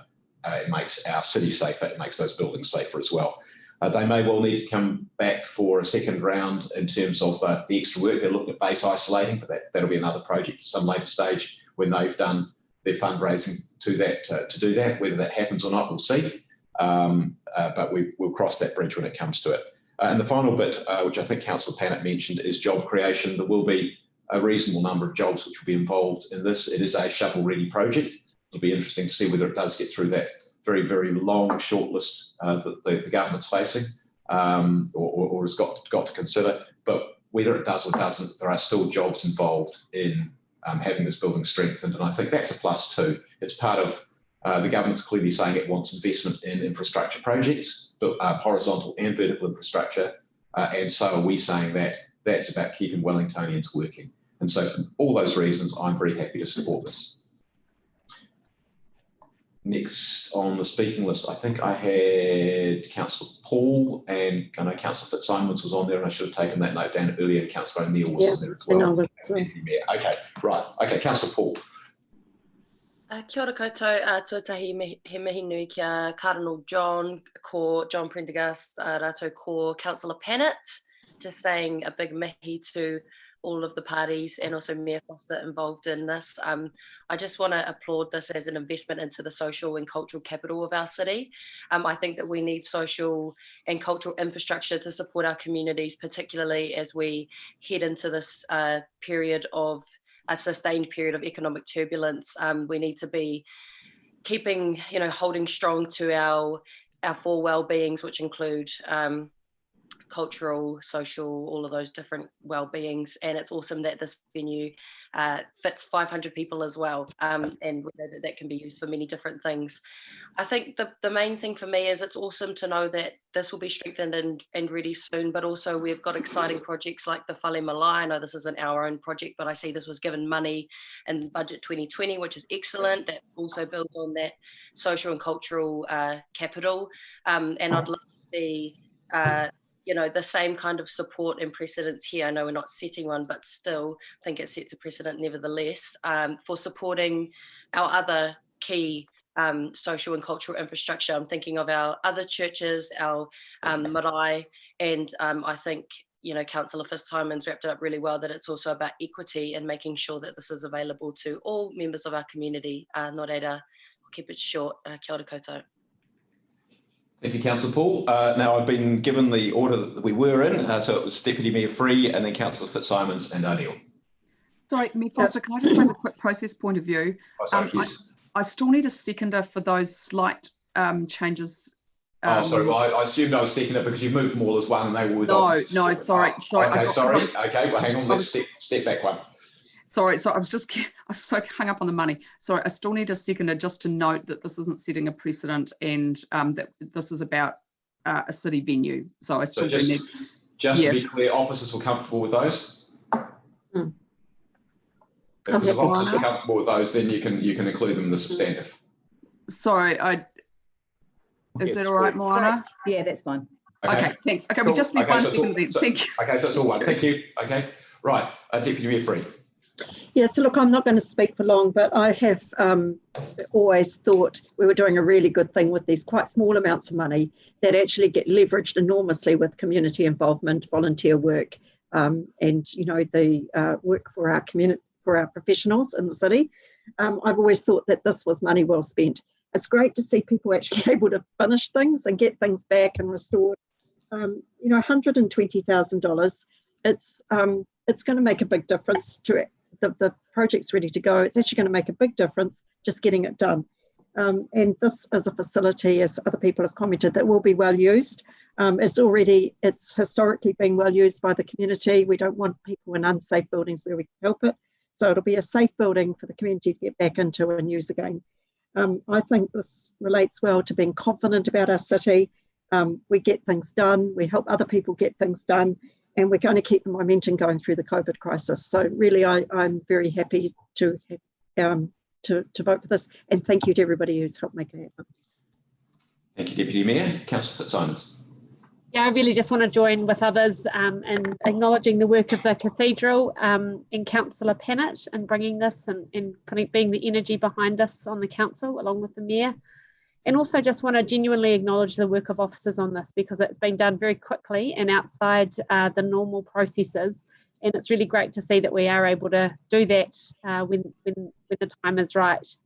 I did just want to raise a concern around the criteria for these kinds of grants, needing organisations to have the sufficient resources to meet the full cost of the project.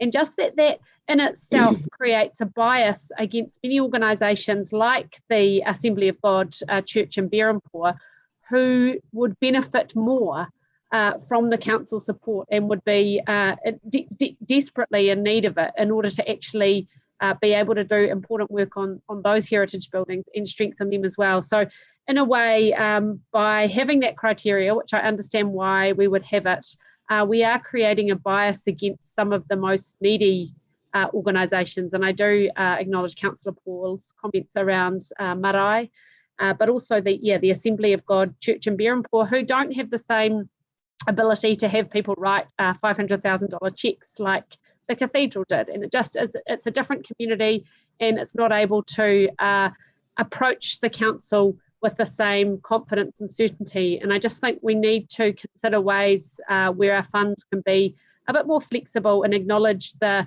different starting points of organisations that come to our table.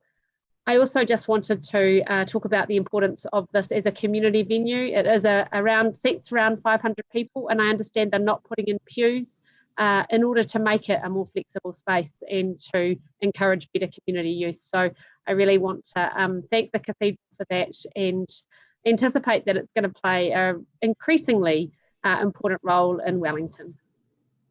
Thanks, Councillor Fitzsimons. Councillor Paul. Spoken, but I can speak again. No, I won't. Okay, sorry. Sorry, Councillor O'Neill, sorry. It's okay, wouldn't be the first time. Yeah, just to quickly mahi to a couple of the things that have been said. Like Councillor Young, I didn't take my first communion there, but I experienced communion for the first time. I went to church services for the first time when I was attending school in the area. I just wanted to acknowledge some of the community value and the long-standing history of that particular cathedral on that side of the town, and it has the utility to benefit numerous amounts of schools and places for education and learning as well, and particularly to Cardinal John, who's been a fantastic big support there. It really is quite a large network of community over there as well, but also to acknowledge in this funding application that those who are able to apply for grants often have the skill set and the backing to potentially have other revenues to source as well, and to signal that it would be fantastic to look into some of the other community groups and other communities of need, like what Fleur Fitzsimons has spoken about as well. Yeah, I will leave it there. Thank you, Councillor O'Neill. Councillor Rush. Thank you, Your Worship. I'm supporting this proposal. I've been very impressed with the amount of rigor that's gone into the planning. Very impressed with the fundraising, and Catholicism has been very topical lately, so it's right that it comes before us today. I've also been impressed by the two-stage process in terms of strengthening, and that might be something that we can learn from in another forum. I think we know what you're referring to, Councillor Rush. I think that's all. Councillor Pennant, do you want to write a reply? Oh, sorry, Councillor Young. So, just in time. So thank you. So it has been a bit of an odd process, and I wonder, is that because of COVID? Because they were going to come and present to us a while ago, and then that was cancelled at the last moment. I don't quite understand why there's been a no-show, to use a term. I think that'll be a right reply. But okay. So the other thing I'd just say, this church has always been a big part of our culture. I've been to lots of cultural events there. I've been to operas. I've been to what Simon Wolf refers to as poperas, or does he mean poperas? I'm not quite sure. I like popera, and funerals. And as I said, I also did my first communion there. I did ask Cyrus if he could show a photograph I sent to him. I don't know whether Cyrus has got it, but because I can't share my screen. Is it possible, Cyrus? Cyrus, have you got that photograph? Sorry, Your Worship, and sorry, Councillor Young. I sent it by messenger. You might have just. Donna is leading the meeting. I'll forward that to Donna. Okay, so this is a photograph. It's not of me. Sadly, I can't find one of me, but it's one of my sisters in her first communion, and it will be a good chuckle. She may kill me for letting you see it. That's it. Probably you can send it to us privately, Councillor Young. Councillor Wolf. Yes, thanks, Your Worship. I'd just like to endorse this project as well. I'd also like to thank the officers for being nimble and agile. We're often accused of not being nimble and agile, and this has been a really coordinated approach, which is welcomed. I'd just like to endorse the comments made by my colleagues as to the organisation of the Catholic Church and how they undertake projects, and also the worth of this particular historic place. Over the years, it's one of the churches that I've spent most time in, and not necessarily in a religious context. It shouldn't be taken for granted that the Basilica, the Cathedral of the Sacred Heart, has hosted thousands of community events that are not church orientated over many, many decades, and it's a very welcoming community space. I love the fact that they're moving away from pews that are fixed, and that they're planning to have removable seating so that the space will be able to be used even more effectively. But this is a really special place with a great acoustic, and I've heard some fantastic recitals in there, particularly organ recitals. And Councillor Young, it is popera, not popera. So yeah, well done, everybody. This is a good news story, and yeah, it just shows that when we have the will and we have the right people around us with collaborations, yeah, we can form partnerships that really have a really good effect on the city. So thank you. Right, thank you. I think now you can do the right to reply, Councillor Pennant. Thank you, Mayor Foster, and thank you, colleagues, for all your supportive and lovely comments. Just a few things to respond to. Councillor Young, look, we were looking at another solution to help the Cathedral, which was a suspensory loan. And you know, that didn't get through. I haven't given up on that though as a potential solution, and that can be considered through the LTP possibly. So we just decided on a different strategy. Look, I just want to assure you, colleagues, from a process point of view, it isn't ideal to do things out of time. So this, you know, is being supported for exceptional reasons. But my ideal is to have a larger BIF again, as we did, and to have 2 rounds so that we've just got more flexibility to respond to people when they need help. And thank you, Councillor Fitzsimons. You have made a very good case around that criteria, around having sufficient resources, because some communities do have more than others. So I think the Grants Committee, I'm sure, will be very keen to start to wrestle with that issue. And I'm not, there's no easy answers, you know, there's no magic money tree, unfortunately. But I do think we need to help those who don't have the resources in the first place. And we want to be equitable, I guess, between different community groups and different ethnicities, obviously. But thank you very much. This is a good day. Another building off the list, a slightly safer city. Thank you. Thanks, Councillor Pennant.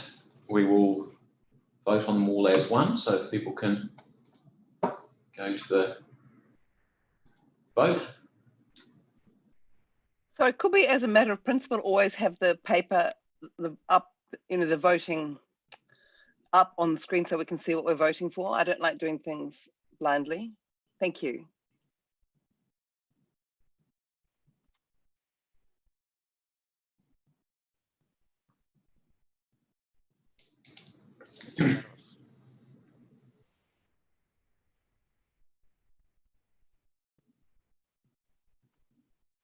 That was unanimous. Done. Right, thank you.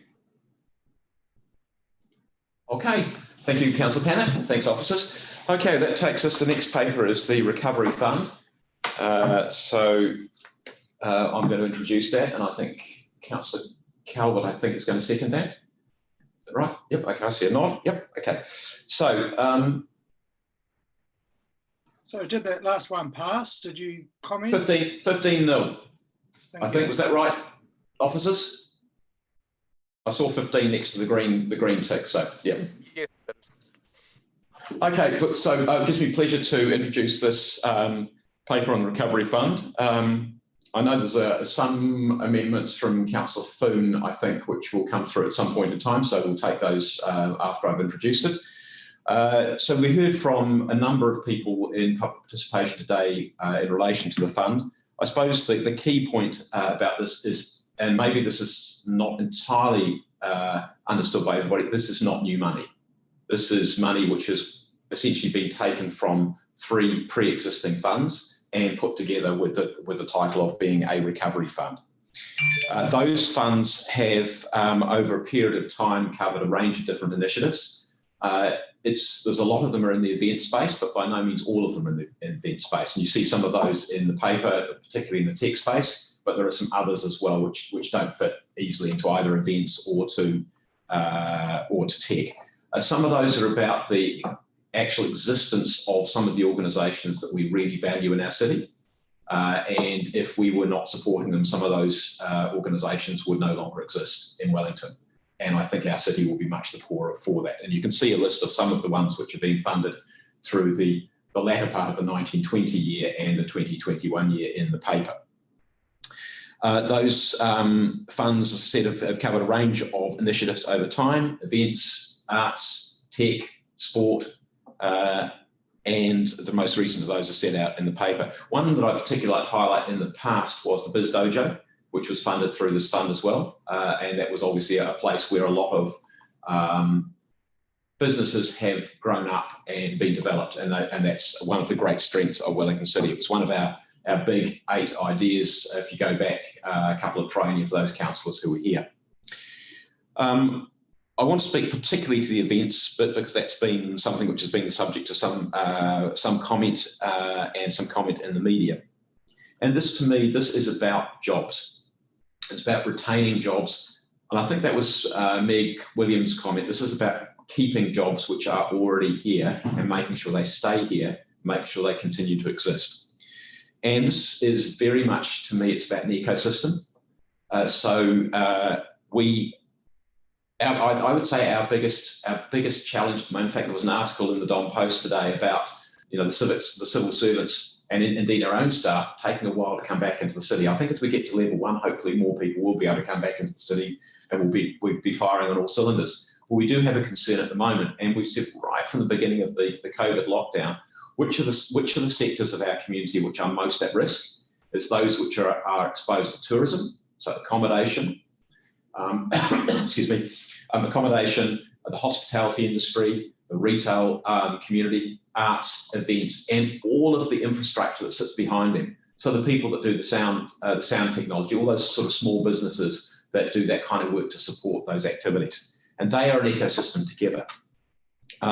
And we also heard, I think, today from John Milford about his recollection of Wellington being a grey city. And I can remember it being a grey city too. It was a city that nobody wanted to come to. They came here because they had to.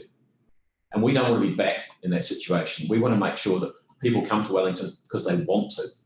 And that's where we've been. That's what we've become. And at the heart of that is the heart of our city. And we need to make sure that the heart of our city is working. So that article today should be a wake-up call if none of us, if we haven't already got that we need to get the heart of our city pumping again. And that essentially is also the discussion that we're having about our library. Because that's again about getting the heart of our city pumping as soon as we possibly can, rather than taking a long time to do it. When our city needs that infusion of activity, that infusion of life, we get it there as soon as we possibly can. So the sectors, I've already mentioned the sectors that we are most concerned about. A lot of work is being done within this organisation, within Wellington NZ and within the private sector to try and make sure that we are on the comeback trail.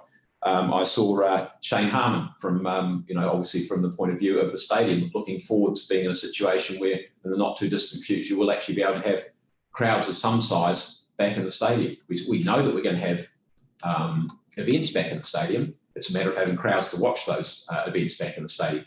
But we know we're starting thinking about those things. And maybe when we went into lockdown, we were thinking that was a long way off.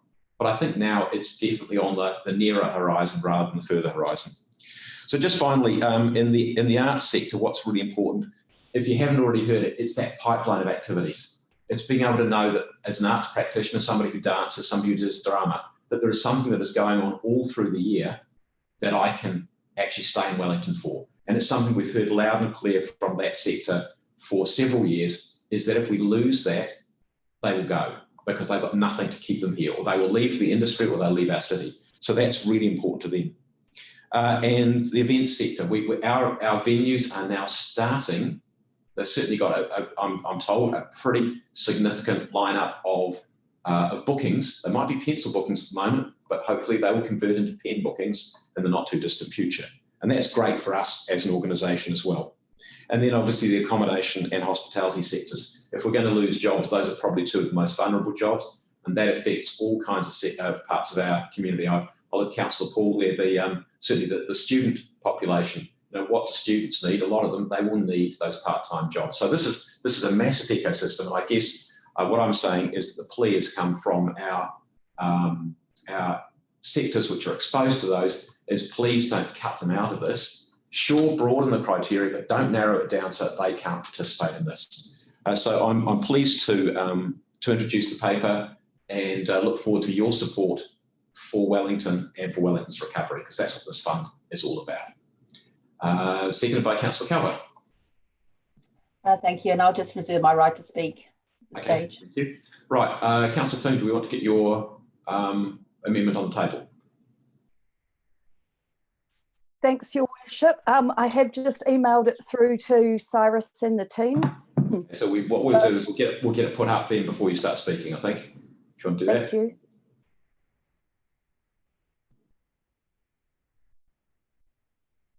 Great. Ready to go? Yep, sure. Great.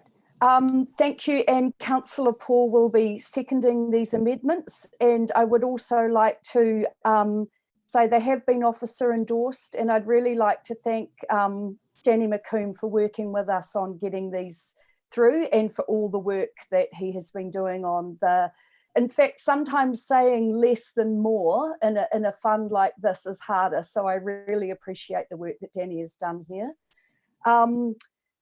Just want to also say I really also remember Wellington when it was a grey city, but actually some of us saw that as a blank canvas, and that is why we've got the amazing city that we do now, and we want to retain it. So what the amendments that I'm talking to today, firstly, I would just like to add a little bit to the name, and that is because some of the phrasing that we've been hearing today is about hope, vitality, regeneration, revitalization, and opportunity. And the name recovery, I understand its purpose, but to me it tells me that as a city we're limping around with bandages and crutches, and I'd really like to see the energy and and possibly even excitement having this fund available. So I'm asking that we rename it to Tipu Toa, Build Back Better. And that is because it's a phrase that we've already been using in the past. My second point in the amendment is that I'd like to add an S into the portfolio leads working with the Mayor, Deputy Mayor and our CE in the band of between the applications are between 100 and 300K. And this is because it is likely that we'll see cross-pollination of applications coming through, and we really welcome that. For example, we may have the opportunity that the economic portfolio will be working with the climate change portfolio, and the arts might be working with homelessness. And these are the types of initiatives that we hope that we'll be seeing. And finally, I just wanted to make sure that we had clarity that the applications were working along the direction that the city has outlined already. so that the applications are working towards a Smart City 2040, which is the vision that the city currently holds, and Te Atakura First to Zero. And just to be clear, in Smart City 2040, we've outlined that our vision is to have a people-centered city, a connected city, an eco-city, and a dynamic central city. And this is what I was hearing from all the people that spoke to us this morning. And Te Atakura, it is critical that all projects still acknowledge that we need to move toward being zero carbon by 2050. So I do ask you colleagues to support these amendments. Wellington has already laid out the direction in which it needs to travel, and everything we do from here on in needs to acknowledge this. And I'm really looking forward to seeing the way in which Wellingtonians choose to build back better. Kia ora. Kia ora, Councillor Foon, thank you very much for that. Now, Councillor Rush, you've got your hand up. That's for Yeah. Or for Sorry, Your Worship, I just wanted to raise a point of order in regard to the first amendment, and I had signalled this yesterday. The Tipitoa is a completely different fund that was agreed as part of the annual plan process, and there's a lot of confusion, I think, that might arise by renaming the City Recovery Fund the same. And in reality, the City Recovery Fund was debated in April, and as a consequence, it's been settled. And as a point of order, 26.5. No, sorry, it is a point of order. I'm just trying to hear it. Sorry, 26. Standing order 26.5G does prevent motions relating to substantially the same issue we've already considered in the previous 6 months. Right. Okay. I'm going to. So the fund 26.5G. Yeah, the fund was named in April. That was the time to debate it, not now. I'm going to ask for some advice from Democratic Services, please. We've got that up there.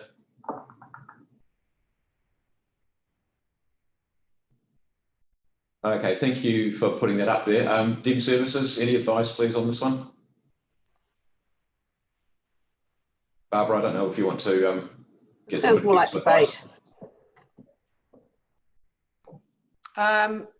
Mayor, I'm not sure if Cyrus is there and can comment on the particular standing order. As I understand it, this amendment is about using a phrase, a name for the concept of city recovery. So from that perspective, I don't think it confuses two different processes. I can't comment on the particular standing order, though. It would be good to have someone from Democratic Services Thanks, Barbara. Dem Services. It's Jennifer speaking. Yeah, I concur with Barbara's view on this. I don't think it's about the substantially the same issue being discussed again. Okay, no, thank you. Sorry, Councillor Rush, I'm going to have to rule against you on that one. But thank you for raising it anyway. Okay, seconder, Councillor Foon. Who's seconder? Councillor Paul. Right, where you go, Councillor Paul. Do you wish to speak now? Yes, I will speak. That can be to the amendment. You might want to throw in some substantive stuff as well, but away you go. Yes, thank you, Your Worship. So I just want to say, first of all, thank you to Danny McComb. You were an absolute rock star, helping us, work through these amendments and giving really awesome advice. So I just want to thank you for going out of your way for doing that. And I just want to quickly mahi to Wellington NZ for their awesome mahi in this area already. I really loved the presentations this morning. I think they really spoke for themselves. I think Jamie Williams in particular nailed it. Let's not bang this fund up to be the saving grace that it will not be. I read a tweet recently that said that this is about saving hospitality. Well, I don't think $8 million can save hospitality, although I do acknowledge that every dollar counts and therefore needs to be targeted, as Jamie also said. Just going to throw in a phrase that I've learned recently. Don't need to make this bigger than Ben-Hur, but this fund is not the only fund available to arts and events, although this has been a bit of a misconception, I think, that's been pushed out there already. We have many grants. There's a lot of money within Wellington NZ for domestic tourism and events, as well as within our grant subcommittee. But what I will say is that we can always do more and we can always empower it by giving them money. But if we want to be consistent, let's think about our annual plan and our long-term plan at actually putting our money where our mouth is. And I guess the big thing I want to say is that I wish this level of passion towards this particular issue was consistent towards the conditions in which artists and events practitioners find themselves in, which includes poor housing, a lack of a cohesive transport system, and actually viable venues throughout the city. If we truly, truly care about arts and events, then why are we not talking about the conditions in which these practitioners find themselves in as well, which is equally as important? I have many artist friends, and all of them will tell you the same thing. They move away from Wellington not because there's a lack of funding for events, but because the actual living conditions are so poor. Just touch on Te Putoa briefly. Love the name. I think it's about having this cohesive vision that's been quite lacking in council, I think, so far, but it's about having that cohesive vision and showing that overarching, moving away from this grey Wellington that's been talked about quite a lot recently. We don't want that grey Wellington anymore, and I think that's reflected in the diverse and colourful makeup of our council. So we want something that's sustainable, vibrant and livable. So I'll just say that. So I think that's the significance of Te Putoa. So it's about growing strong, regenerating strong. And I think I'll keep it there. I mean, I'm really looking forward to and hoping that we can work with the Chamber, Wellington NZ, on our Te Atakura implementation plan coming up as well. They have a lot to, you know, this sector and all of the sectors involved in this fund have a lot to contribute, not just within economic development, but within the cohesive fabric of our city. So I'll leave it at that. Thank you, and kia ora. Thank you, Councillor Paul. Any further debate on the amendment? I don't see any. Councillor Foon, do you wish for a right of reply? No, thank you. Thank you, Cool. Councillor Paul. Okay, we'll put it now. Does anybody want to take any component separately? I don't see anybody wanting to take anything separately unless somebody raises their hand now. No, okay, right, we'll put it all as one. If you can, oh, sorry, Councillor Deputy Mayor. Yeah, look, I just wanted to query whether there is a need for the comma between build, comma, back. I thought it should have been maybe build back, comma, better, but maybe the comma was intended. I'm sure we can sort out, I'm sure we can Right. sort out any It is a minor minor commas. detail, but it's, I've been looking at it and thinking about it. Right. Those commas Okay. are really ghastly. Okay, right, Please that, take both of them out. Thank you. Okay, Councillor Sparrow, you've got your hand up. Is that because you want to take some parts separately?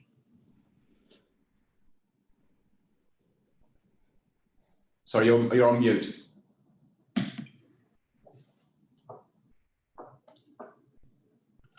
You're on mute, Councillor. I know. I've been trying to unmute myself for 10 seconds. Did you want to take one of the parts separately? No, I just wanted to look. We saw it on screen, but it was only there for a few seconds. Can we have it for slightly longer, please? Okay, thank you. Officers, can we put the resolution back? And you're happy to take them all together, Councillor Sparrow? Yes, okay, right, we're going to vote on them all together. If you can kindly vote, please.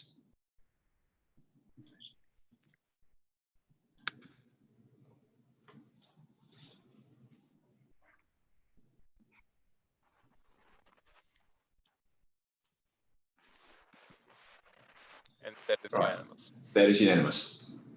Right, thank you. Right, we go back to the substantive. Is there anyone else on the substantive? Oh, Councillor Calvert.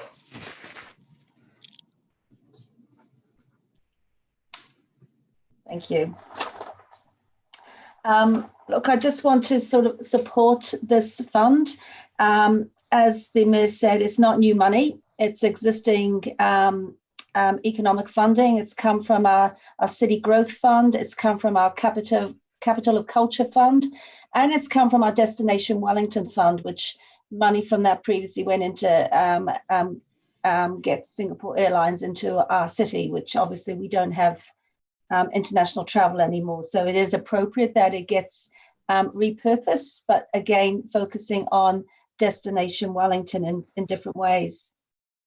Look, and it's going to enable us to leverage even more and partner with our creative sector, because we have to be in this together on our road to recovery.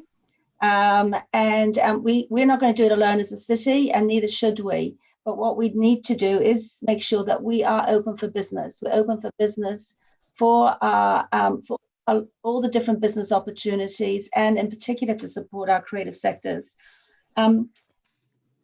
Jamie Williams said the fund can't fix the airlines, the tourism, the hospitality and retail sectors, and absolutely I agree with him, he's right. And he also said we need to think big and try and do more for less. And it's about trying to bring more of those events into our city, because what that's going to do, it's going to enable us to retain jobs and perhaps create even more jobs. Because what we do is when we bring people into our city, they partake in the hospitality sector. They may stay overnight in our accommodation. They'll hit the shops, and you know, they may even go to the dentist. Who knows? But look, you know, these are the things that we need to help bring people back into the city. And it's also a sign of our own trust and confidence in our city if we're putting money and targeting into those areas. And John Milford touched on about trust and confidence. And in fact, I think even the Deputy Mayor talked about having confidence in our city by with the funding to retain heritage buildings. And so this trust and confidence can look different in different ways. And it's also part of the attitude that we need to show as a council. And we need to show that we are agile. We can come, and when ideas are presented to us, that we can go with them. And, you know, look, I just want to bring up last weekend where we were able to move quickly and temporarily close Courtney Place because we knew the bars were reopening. No one knew really what to expect, how many people would be in. But what part of that not only was as a health matter, but it was also giving people the trust and confidence they could come back into our CBD and partake in our nighttime economy safely. So with that, that supports those local businesses in that area, and in turn that supports the jobs. You know, I think Councillor Poole made a really good comment about, you know, a lot, especially in our creative sector, you know, the housing that some of our people are living in. And, you know, I think at some point we as a nation, not just as a city, as a nation, need to think about, you know, how much people are earning in these roles. We've got to be prepared to pay more for our restaurant meal. We've got to be prepared to pay more for some of these entertainment activities. Because it's not just that some people are just, you know, I'm going to give you another minute, Councillor. Thank you. And look, I just want to come back is that, you know, we need the agility, we need to think big, and we need to seize the day. So we need to look at what, look at these different opportunities and think about our city for the future. So look, I'm definitely supporting this fund as it is. Thank you. Thanks, Councillor. I've got Councillor Rush and Councillor Young. Thank you, Your Worship. So I'm really enthusiastic. I see the challenge. I see what the executive leadership team have put before us, and for what we have put together here, which is indeed something truly remarkable.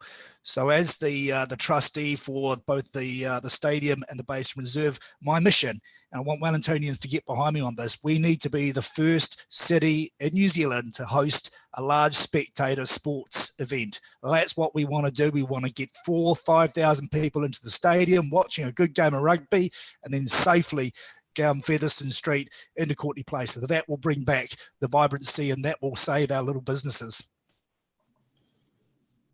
Short and sweet. Thank you, Councillor. Councillor Young, and then Councillor Fitzsimons.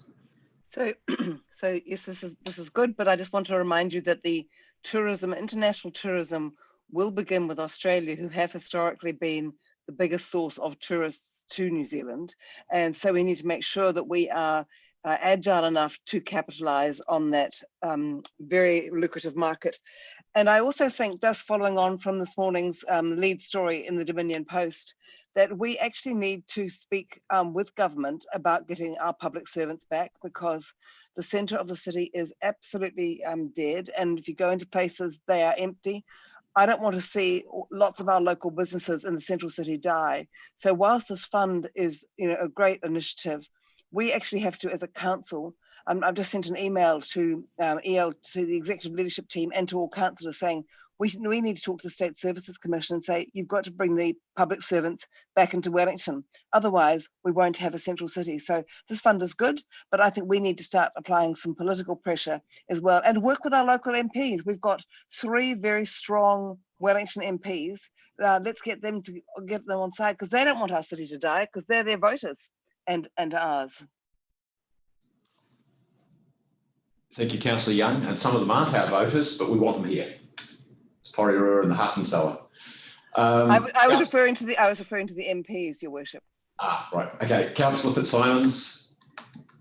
Yeah, I just want to endorse the comments that have been made about the structure of the fund and the nature of the range of initiatives that it's likely to fund, and particularly wanted the Mayor, in your right of reply, to comment particularly on the importance of independent venues, particularly live music venues, because I'm really concerned that they are particularly vulnerable from the impacts of COVID, and that they are so important to the fabric of Wellington and bring in a large number of visitors from throughout New Zealand, and are actually support of them, I think, would be very consistent with the kind of support that we want to see through this fund. So I guess I just want an indication from the Mayor that they will be looked at favourably, and I do think they fit the criteria of the fund, and I do think that we need to consider some more direct support to those sorts of organisations throughout the city, because they are very vulnerable and very important to Wellington. And I'm particularly thinking of San Fran, Meow, Valhalla and the Pyramid Club. So I just really want the view of the Mayor in terms of the support of those independent live music venues. I also just wanted to, would be interested in the Mayor's response around the various delegations or decision-making framework there. It does seem between 100,000 and 300,000, it'll be the Chief Executive in consultation with the Mayor, Deputy Mayor and relevant portfolio lead. And I guess I'd be interested in the Mayor gave brief comments to me this morning on that, which I think was quite reassuring, around who the relevant portfolio leads would be for different approaches. So it'd be quite good to just get that formally on the record, because I understand it will be, as per Councillor Foon's amendment, it will depend on the nature of the application. And I would be interested in the Mayor's view of whether that threshold is quite right, but I understand it's consistent with the way the City Growth Fund was used in the past. Thanks. Thanks, Councillor Fitzsimons. Don't think I had anyone else. Deputy Mayor. Thank you. Look, I think it's great that we've got a little fund, but it is, I think I take on the points that other people made. It's a very small drop in the bucket compared to what needs to happen. And I think Councillor Fitzsimons or Councillor Young might have been, made a really good point. It is time for some letters to go from perhaps the Mayor. I'm very happy to help him if that's appropriate. But I think it is time for us to actually make a plea for people to come back into our city. There's been 0 new cases in Wellington, 0 community transmission. It's appalling that Greater Wellington are not coming back. I don't know why that is, but we can ask. You know, we do need to be urging people to come back in and support our city and get things back to normality as fast as possible. And Councillor Rush, I'd just like to tell you that if it all works out, we've got the 2021 ICC Women's Cricket World Cup happening in New Zealand, with at least 1 or 2 games will be in Wellington. So don't forget about women's sport. And I'm very hopeful that will happen. It's scheduled for February, March, and let's hope we're back to normal and that can happen. I want rugby in August. I think that was everyone. Okay, so thank you, everyone. In terms of right reply, a few things to respond to just briefly. Laurie, thank you. Councillor Foon, thank you very much for your wonderful speech there. Lovely sort of thoughts, and I think those thoughts around hope and recovery, cross-pollination, I thought really great. And like you, I love Jamie Williams. This is not going to fix everything, but that idea of hope and confidence and creativity, I thought was absolutely spot on. So I think there's a few bits of what he had to say that we need to bottle and to use. Councillor Paul, you are 100% right about there are other things that we need to think about, particularly for some of our artists who perhaps their housing is not as great as it could be. And of course, I mean, any single paper, if we want any single paper to cover everything under the sun, and sometimes, you know, members of the community will say, why didn't this paper cover that? That's not what, you know, we'd be writing a War and Peace for every single paper that we ever had in front of us. But you're right, the quality of housing and the affordability of housing in particular is an issue for the creative sector in particular, and because many of those people are not. There's a lot of araha rather than money involved in some of those occupations, and so affordability becomes a real issue, and quality therefore becomes a real issue. And we also know that how the venues has been a long time issue for the sector, both the affordability of them and the nature of them, and we are working on those things. Councillor Young, I think your point made about international tourism, very good. It's a very good point, and there is a lot of work being done about that. We obviously don't know exactly when our bubble is going to be expanded, but we are working towards that, and I know that both Tourism New Zealand and Wellington NZ are both ready to go on that. And one of the things that we do have as a strength for Wellington is that if our bubble is extended to Australia, that is where most of our international tourism came from anyway. So we are less exposed to the wider global market than many other parts of New Zealand. And your point about getting our public servants and indeed our own staff back into the office, sooner the better, I completely agree with you. So that's a point very well made. And Councillor Fitzsimons, your point about the independent venues, yes, I'll certainly follow that one up and have a look at how we can best support them. I think it's again a point very well made. And in terms of the delegations, they are consistent with the way in which we've made the delegations in the past. It is now, as per Councillor Foon's amendment, there will be other portfolio leaders involved in those conversations as appropriate. The key reason we have the delegations the way we do is that, by and large, there are some things which it's about confidentiality. So particularly where we're in a competitive environment for a particular activity or event, what we do not want to do is being able to signal to other parties the price that we are, or the level of support that we're willing to give to secure something. You can bet your bottom dollar that somebody else will say, that price needs to be bid up. And it inevitably would end up costing our ratepayers more, or we would lose events and activities that we value. The other element there, of course, is that different operations that we support would then also be looking at each other, and there's a competition within our own fund, so we'd be likely to be bidding up. We'd almost effectively be bidding against ourselves. Where we did bring in that 300 limit was for some things, particularly things which were larger support packages which went across multiple years in particular. And the one that actually prompted us to do that was actually the Singapore Air Fund. Well, while it was only $100,000 in any given year, it was over a multiple number of years, and therefore we bring it to the committee of the whole. And I think that is all I needed to cover off. Thank you all for your contributions. Officers, again, thank you for your contribution in putting the paper together. I particularly want to thank Danny and Kerry for their work, and also Danny, as Councillor Paul said, for being available to answer a lot of questions that councillors had. I'm going to move to the vote.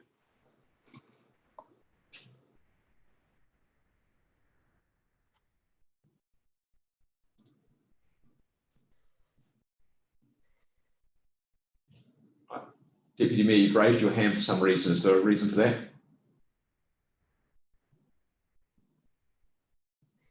No? Okay, right.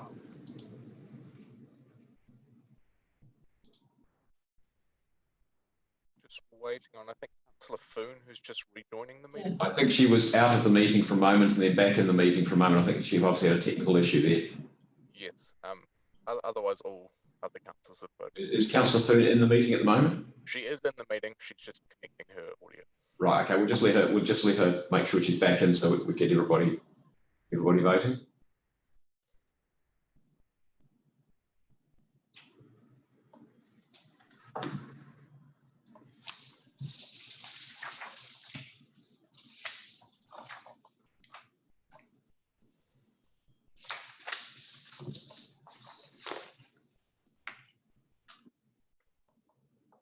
Are we back?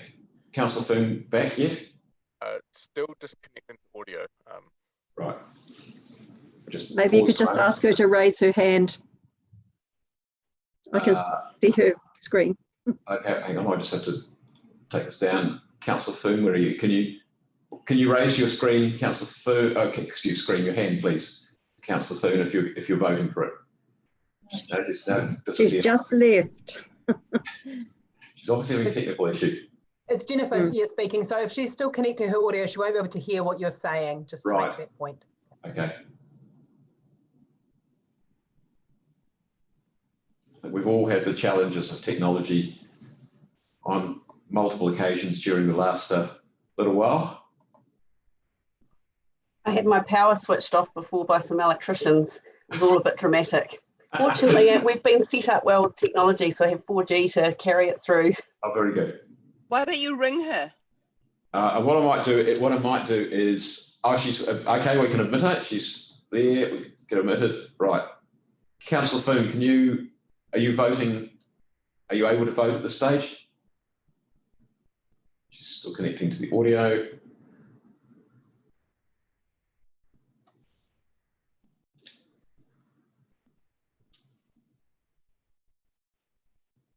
Well, I will give officers. Can somebody? Jennifer, can you get somebody to call her and ask her to indicate by raising her hand if she's voting for the resolution? She's just sent through a vote now. Okay, right. We're all good? Yep. So we don't got, okay, right. Thank you. Well done, Laurie. Right, okay, so that's passed. That was for 15-0, was it? Yes. Clear? Yes, it was. Cool, thank you. Okay, so just to explain what we're going to do now, we're going to go into, we've got one public excluded item, which we will go to do in just a moment. Then when that is dealt with, which won't take very long, we'll come back out of public excluded. And the sole thing that we will do is simply to adjourn the meeting until next Wednesday to consider the library matter at that point when we have got the extra information that we are seeking. Okay. Right, well, I'm going to move the recommendation to go into public excluded, which is set out in our papers. The reasons for passing Resolution 7 are under Section 7.2a, which is to protect the privacy of natural persons, and Section 48.1a, which the public conduct of this item will be likely to result in the disclosure of information for which good reasons for withholding would exist under Section 7. So I'm going to move that, seconded by Councillor Day. Thank you. I will put, no discussion. Don't see any. I'll put the resolution to move into public excluded.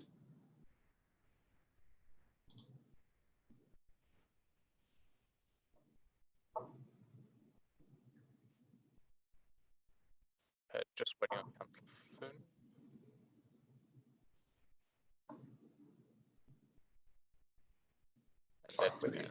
Okay, thank you.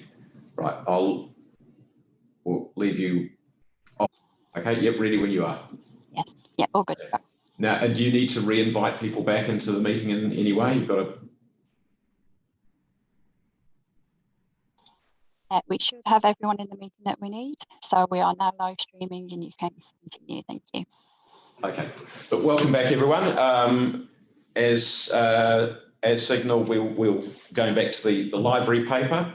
And before we do that, I've got to move the suspension of one standing order, which is Standing Order 20.7, and that's to allow the mover and seconder of the substantive. So what we need to do is we need to move and second the substantive, and then we will go to the procedural motion to adjourn the meeting. And we're suspending 20.7, Standing Order 20.7, to allow myself and the seconder, who will be Councillor Fitzsimons, to speak when we get back to the actual meeting next week. So I'm going to move that we suspend that standing order, seconded by Councillor Matthews to start. Okay, we'll put that, if you can vote, councillors.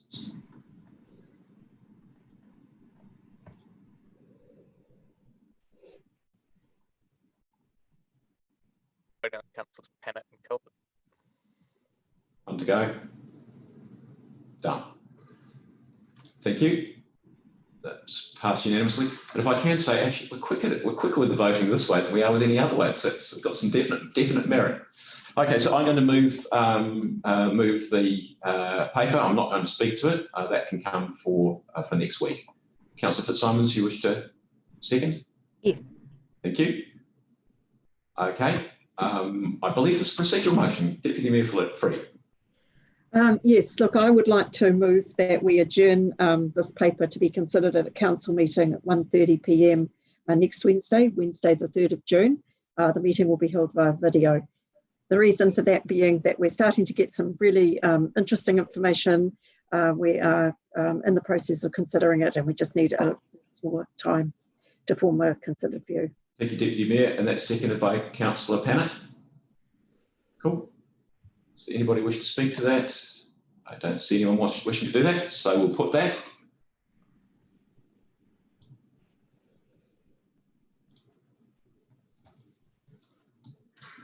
Just waiting on Councillor Paul. That's unanimous. Thank you. Look, thank you. Also, the meeting stands adjourned until next Wednesday, and that concludes the meeting, with the exception of, do we do Karakia at this stage, Councillor Dave? I suppose it's noticing we can't, so even though we haven't finished the meeting, we can still do it. Okay, Councillor Dave. Me Karakia tātou. Unuhia ki te urutapu nui. Kia wātia, kia mama, te ngākau, te tinana, te wairua, I te ara takatū. Koe ara I rongo, wakairi ake ki runga, kia wātia, ai rā, kua wātia. Got it. Kia whaitua rā. And happy Samoan Language Week. Yeah. I love that. So, councillors, thank you very much. To members of the public who are still watching, thank you. And to our officers, thank you very much. And I think, councillors, we're going to adjourn to have another kōrero very shortly.